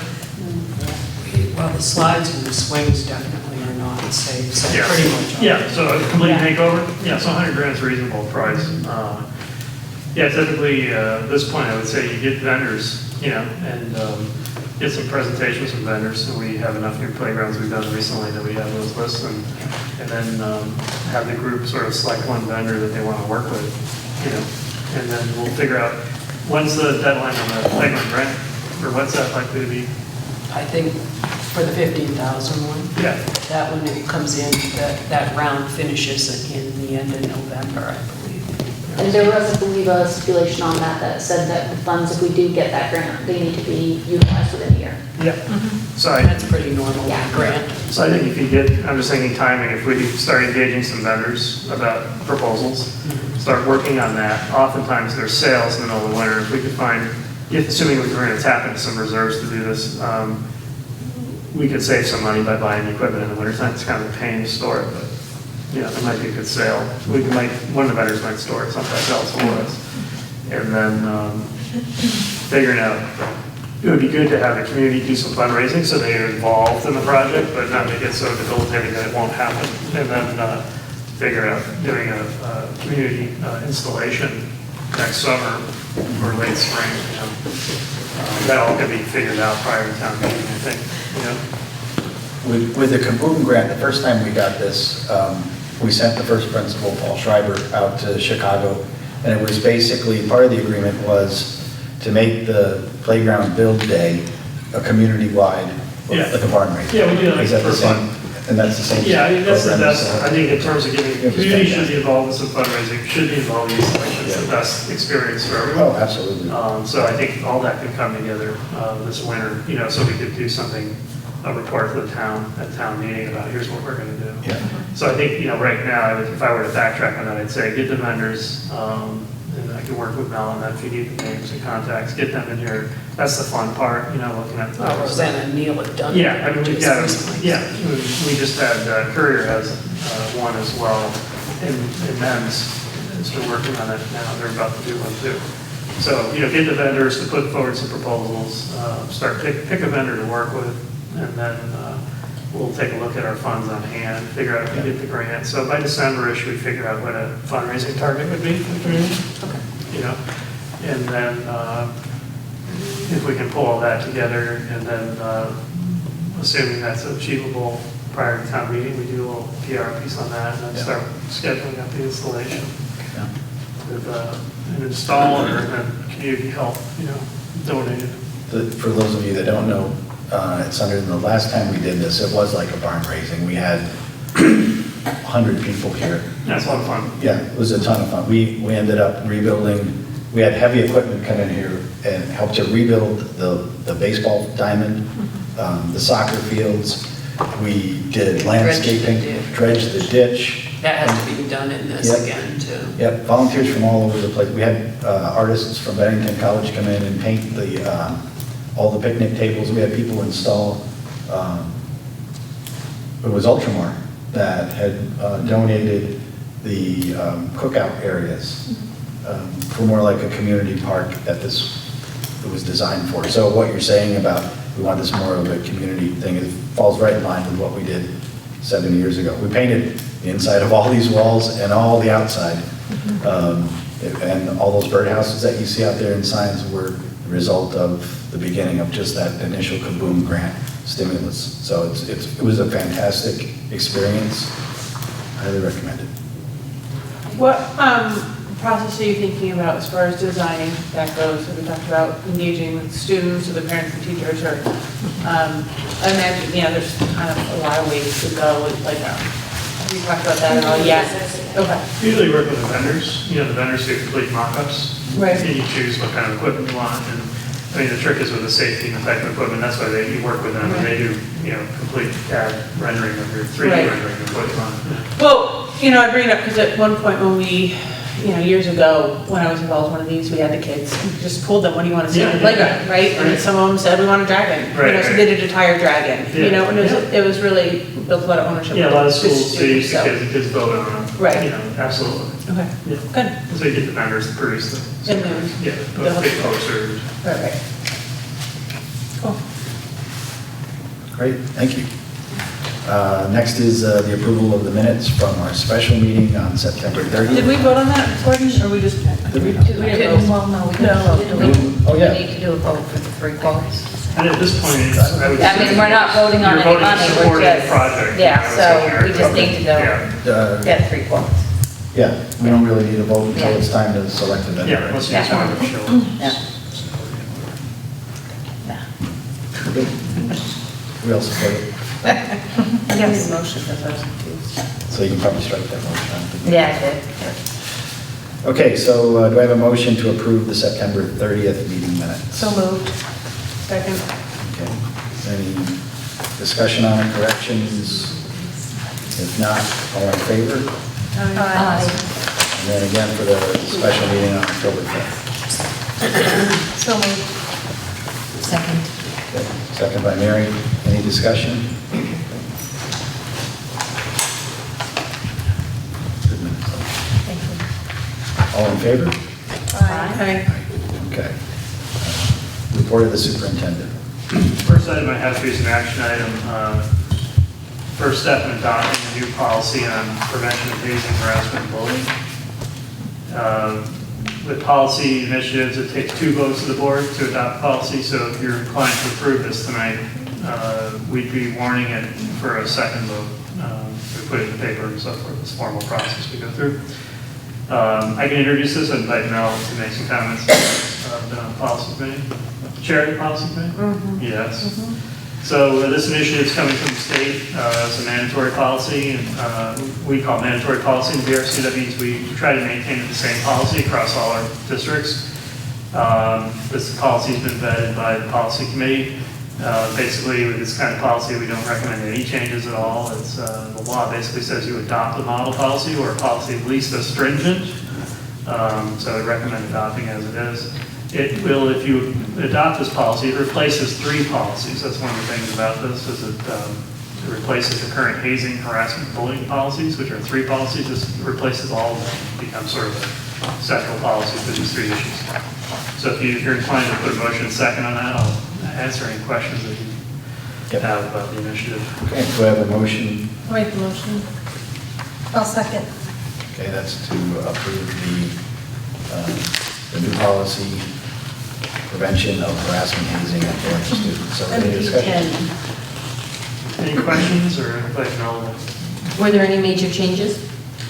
Just that it combined them, essentially. No, in terms of the draft, what the committee looked, the committee didn't touch it really, it just left it alone. But what is the change from what you have now? It really is, Mel said, it kind of pulls it all in one place to a certain extent. And wasn't there new terminology, or there's one other area that was added, but... We had a change in harassment previously on sexual orientation as a protected class. That was in the old policy as well. One of the shifts here, I mean, you do have 3 policies being brought into one. Behind this is a new procedure that's very elaborate for the principal and myself to implement. Most of that responsibility will fall on Mel. So there's elaborate procedures that are also prescribed that have to be followed. But from a policy end, it's kind of convenient to have it all in one place. But the procedure's huge. Yeah. That's sort of a bigger piece. And if I recall, it used to be a different, the way harassment, hazing, bullying was handled was all different. Right. It was not consistent across the board. So now it's all handled under the same policy, same procedure, which does make it, I think, probably a little easier to implement. Yeah, it is. I think in some ways they're, unfortunately, on the other end, they've extended what used to be sort of pretty high-level protections for harassment's like a civil rights issue. Now those same protections are extended to hazing and bullying as well. From a legal standpoint, it's sort of more broad liability for the district. Yeah. But, you know, again, it's good to have a starting point that's the same regardless of what the issue is. Okay, any other discussion on that? All in favor of approving this for warning? Aye. Next item is monitoring policy for your discussion. The BRC board is something they're considering is revising this policy. Actually, as you see at the bottom of it, it's expired. Passed this policy by the SU board. They put in a poison pill termination date, June 30, 2015. So currently we have no monitoring policy. But the SU board is interested in feedback on monitoring, and maybe you could take that or take it where we... Yeah, I mean, essentially this was put in place, or when it was put in place, it was supposed to be temporary. We probably should have gone back and checked it out before, but we haven't. And right now, since it's not in place, all those nice reports that we get about how our students are performing, Dan's not necessarily required to do them. So it does make sense to put it in, at least now. It's kind of unfortunate because we're going through this whole Act 46 thing. We recognize that whatever we do now is not necessarily going to stay for the long term, but it is a good policy to have in place. And there, you know, there's been some talk too, because it's the monitoring policy, it begs the question of how do we want to monitor the superintendent? And the process right now that we have for monitoring the superintendent is separate from this. Is that something that, you know, the boards think we should build into it instead of having an evaluation committee and going through a totally separate process? You know, could we kind of build it all in one program? I mean, that's something we just discussed at the policy committee level. We didn't really make any rulings or decisions. We just talked a lot about it, recognizing that it's really, you know, it's kind of a big question. So we want to get feedback from the boards entirely as far as that goes. Well, my gut feeling on that is they're related, but they're separate. One is you're evaluating an employee, which is the superintendent, and the other is we're monitoring our ends policies, you know, and where our goals are going throughout the SU in each district. We need to monitor that, which is academic performance and growth, and be responsible for that ultimately. But really, that evaluation process for him is, he's kind of an employee. They go together, but I see a little difference in that. But, and currently though, this is called monitoring superintendent performance. That is the. Oh, I'm sorry. So I thought this was monitoring of our. You know, to some extent, this is a structure by which we are monitoring the superintendent, Yeah. which is where, you know, there's kind of that overlap of, do we want to monitor him according to this? Him, I'm the superintendent according to this, or do we want to monitor him according to the evaluation committee? Which also, by not having it in policy, seems to leave it open to the potential for any board to just put in their own ideas of how they want to monitor him. Sure. Which has been, you know, do we want Dan to be looked at from every board individually? Do we want to do it on the VRC level? You know, how do we make it consistent? How do we get the input and, you know, effective and doable so that Dan is also not being evaluated? Right. So is the all of our policy people. subcommittee looking at just expanding the expiration date on this, or are we looking to make it permanent? Well, we're looking to hear feedback. Do we want to make it, you know, do we want to put it in as is, or do the boards think it would be important to add the, you know, the evaluation part to it? We really just kind of put it out there. We didn't feel comfortable making that decision on our own. I'm just saying, yeah, let's do it, it works. You know, leaving the evaluation thing up in the air. Wouldn't it make more sense to have evaluation and monitoring like as one policy? Because how can you, and I'm confused because when I look at monitoring the superintendent's performance, isn't that part of his job description to do some of these things? Like, this looks like it's like pieces from different pieces that we already have out there. Does that make sense? Yeah, I think part of the shift is to, I don't speak about me personally, but just the function of the position. The idea with monitoring is to shift more on outcomes of the organization, you know, like student growth as being a measure of the superintendent's performance. So currently the evaluation process is based on the job description, and say it's subjective, but you know, you get asked a question, what do you think about the superintendent's handling of finances, you know, as opposed to an outcome-driven policy which says, you know, did you have a good audit, you know, did the students learn, you know. Right, where it's not as much about the person, but how well our schools are performing. Yeah. So the idea is if our schools are performing well and we're meeting all of our ends goals, then that says that our superintendent is doing their job because our schools are succeeding. And that's kind of the shift, is tying that, do we want to tie that together? Do we want to make that? But is the evaluation, superintendent's evaluation based on the monitoring outcomes? Right now, it is not necessarily. Right, so we have a formal evaluation process that really isn't based on outcomes at all. Right. We, It's what you've just gone through, you probably got an email. The rating system. So, right, it's a rating system. This is going to be much more reflective of job performance Than a rating system. So, you know, the idea is the organization has grown over the years. You know, when we started with the evaluation tool, there was no job description for the superintendent, there was no evaluation process for the superintendent. So we took us a year and a half to put that together in place. We subsequently got involved in this monitoring concept, something we brought from a policy perspective involved to look at outcomes. And I think what the policy committee is struggling with is trying to figure out how to bring the two together a little bit. You know, how to, maybe the monitoring policy as written isn't sufficient to be a complete evaluation. Maybe it needs to be expanded. Right. Or maybe the evaluation needs to include monitoring elements.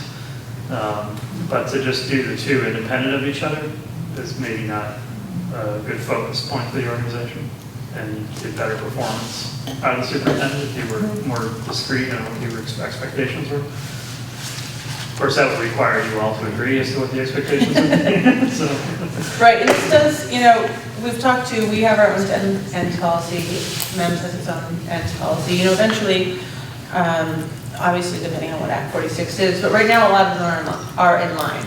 So is it efficient for us all to do this separately, or, is there a way that we can put a policy at the BRSU level that we can, still adequately monitor where everybody's performing, the superintendent's position, and then our schools are kind of, how they're connecting? Well, that makes sense. Yeah, I mean, one of the limitations about this, the evaluations that we do is the questions. How does a superintendent do with staff in a school? And for board members who aren't in a school, that becomes a difficult question. And I don't think it's very, realistic that we're going to give really the hard answer, the most accurate answer. If you look at how is the school doing as a result of the actions of the superintendent and let the data stand for itself, then you got a much more accurate view. So if the policy is really pushing towards that, then I'm in favor of keeping this, even if it does have an expiration date. Like I said, a lot of things can be changing here in the next couple of years. Currently, though, this policy doesn't reflect,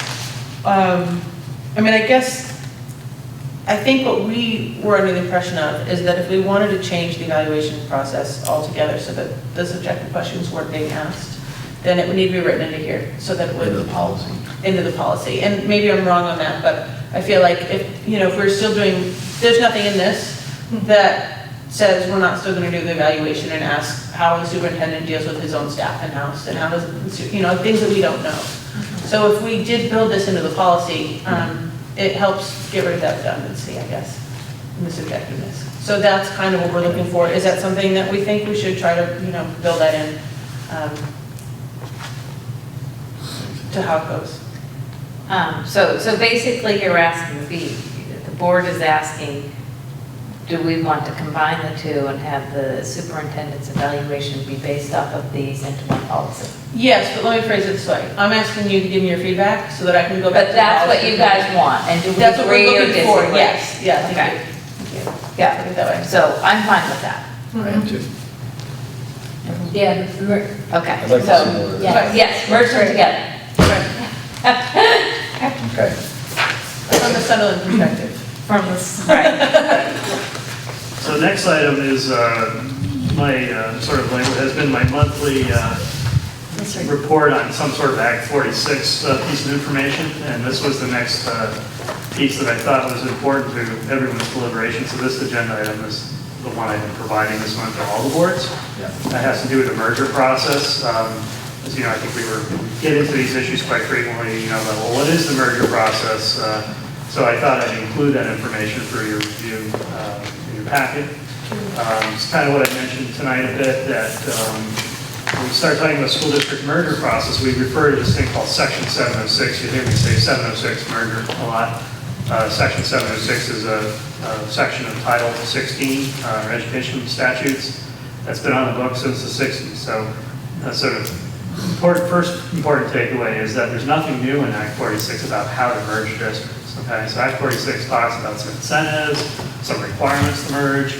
There's really nothing new in Act 46 about how to do it.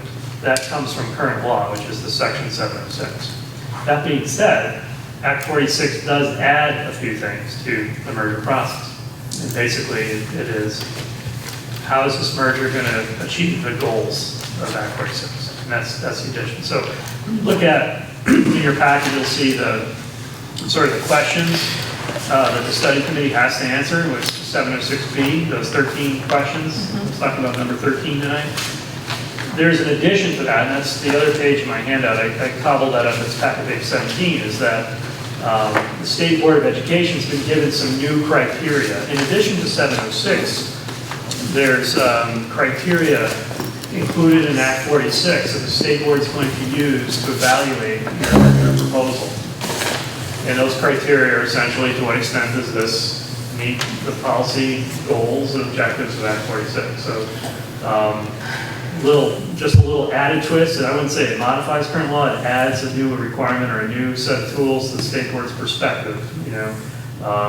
The issue of geographic isolation has been added to this Act 46. So it's some things that have been brought to the fore under Act 156 and a few other places that are now firmly established as part of the criteria for a merger evaluation and approval by the state board.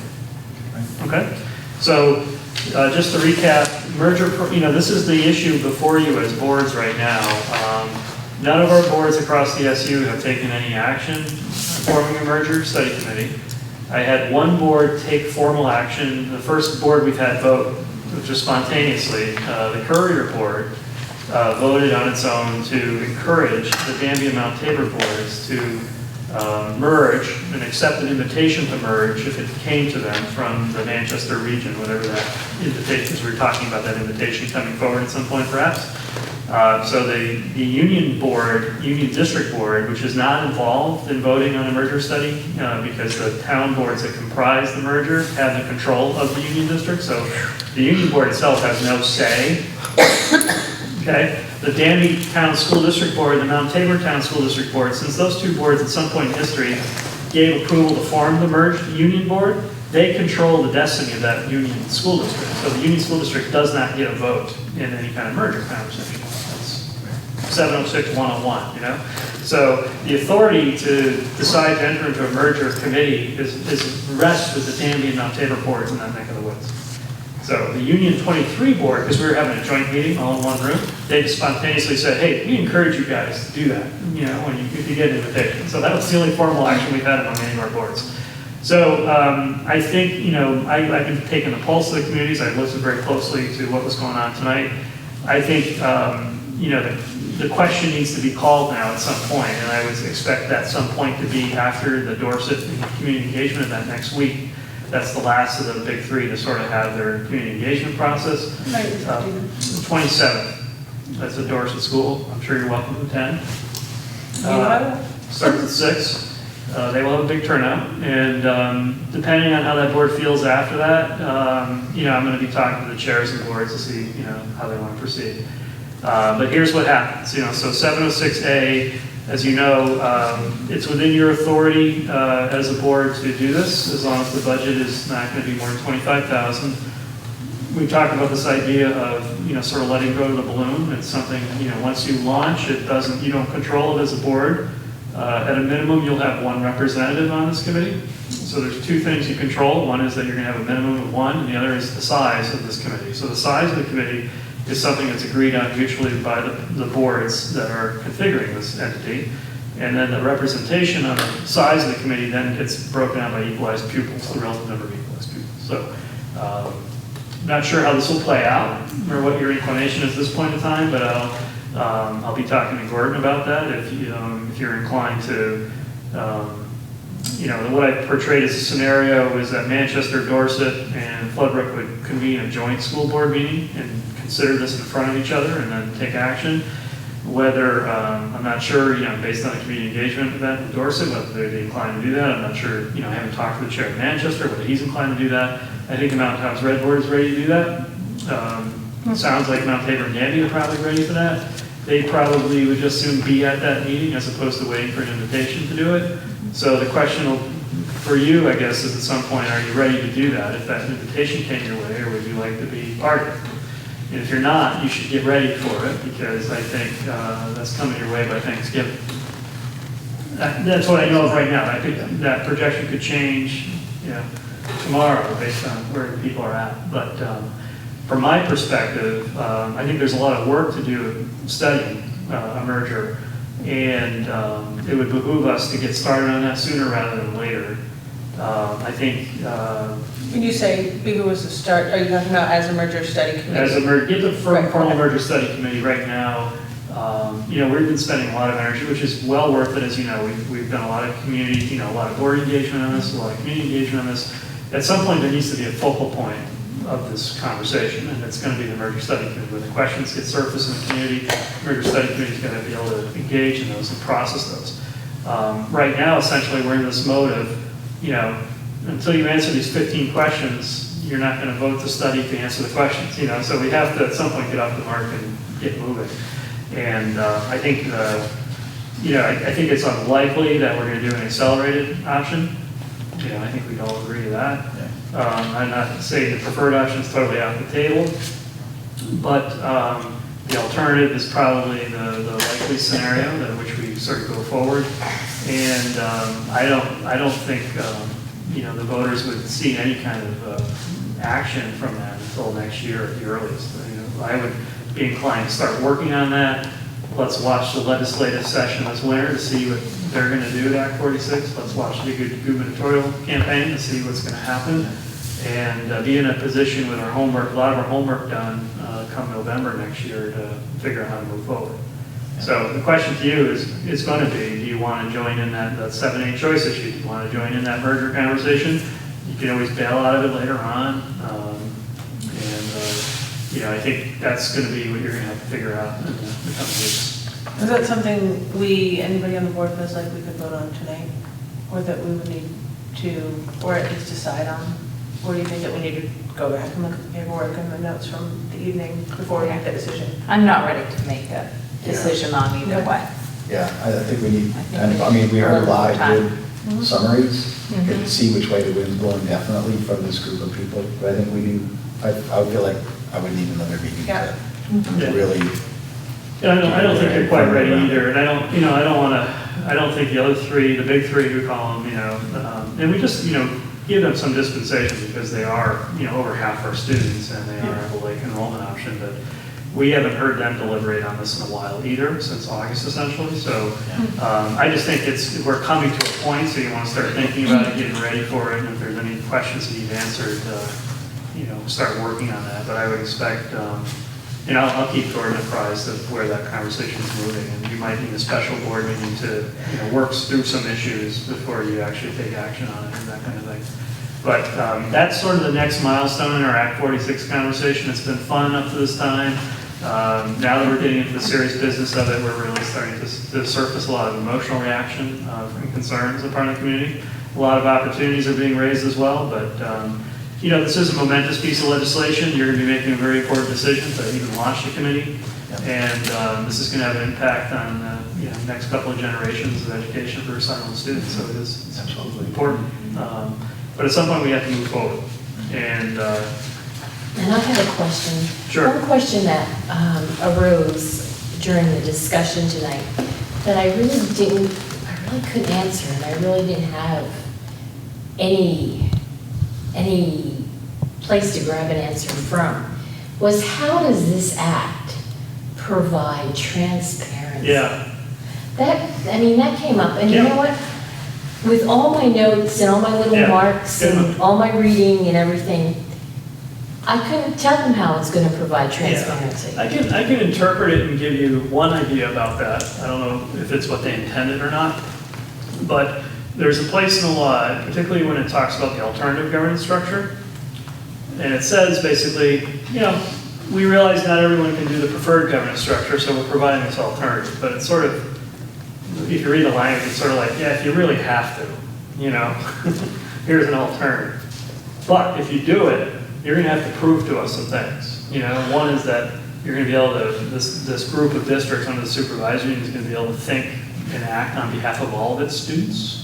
So there's some conditions for doing the alternative. You've got to basically show, you're going to have multiple school districts operating a single system. Can you demonstrate you're going to think about all kids?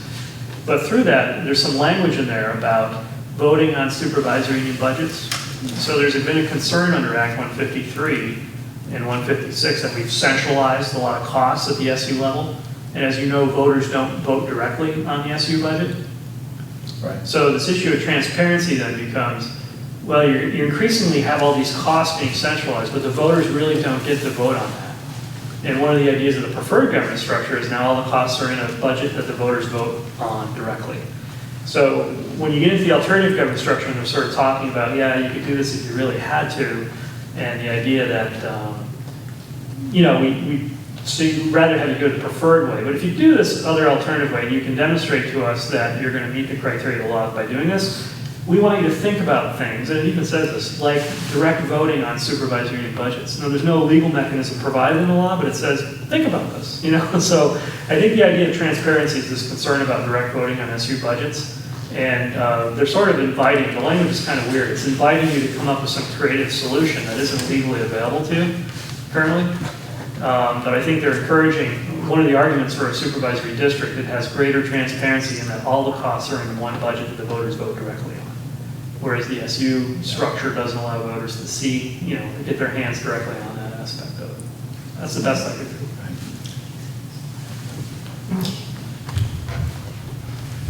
She was in my group. Yeah. I think that's what it means. Okay. Any other questions on Act 46? I'm sure there are. But the merger process, if you get a chance to read that, it's fairly simple actually, but it's devil's in the details. But a lot of the concerns, people raise are addressed in those questions. So the idea is if you answer those questions, if the study committee can answer those questions, the voters see that. When they vote on it, they see those answers. So the idea of this template is not only to satisfy the state, but it's to give everything the voters need to come to a good decision. So if you can answer, walk through that, what are the names of the schools, what are the grades to be operated, what's the cost and general purpose, everything's here, theoretically, that the voters would need to make a good decision. So that's the idea. Yeah. It's not complex. This is what's been historically called phase 2. Phase 1, which we've done phase 1. Phase 1 is a very long piece of work with lots of data. This is phase 2 is can be 5 pages long. I've seen them that short. They're generally more narrative, discussing goals and ideals, but this is a short exercise. It's not a long one. All right, thank you. Okay. I think that's all I had on my report. Yeah. Okay, the report of the principal. If you don't have any questions, the only thing I'd like to remind everybody is Cilantro's on this Friday is giving 10% of their funding for every meal that's purchased there back to the PTA, and we'd love to have your support. Thank you. Very nice in the moment. It is, that's a pretty nice program. Any questions for Nellie?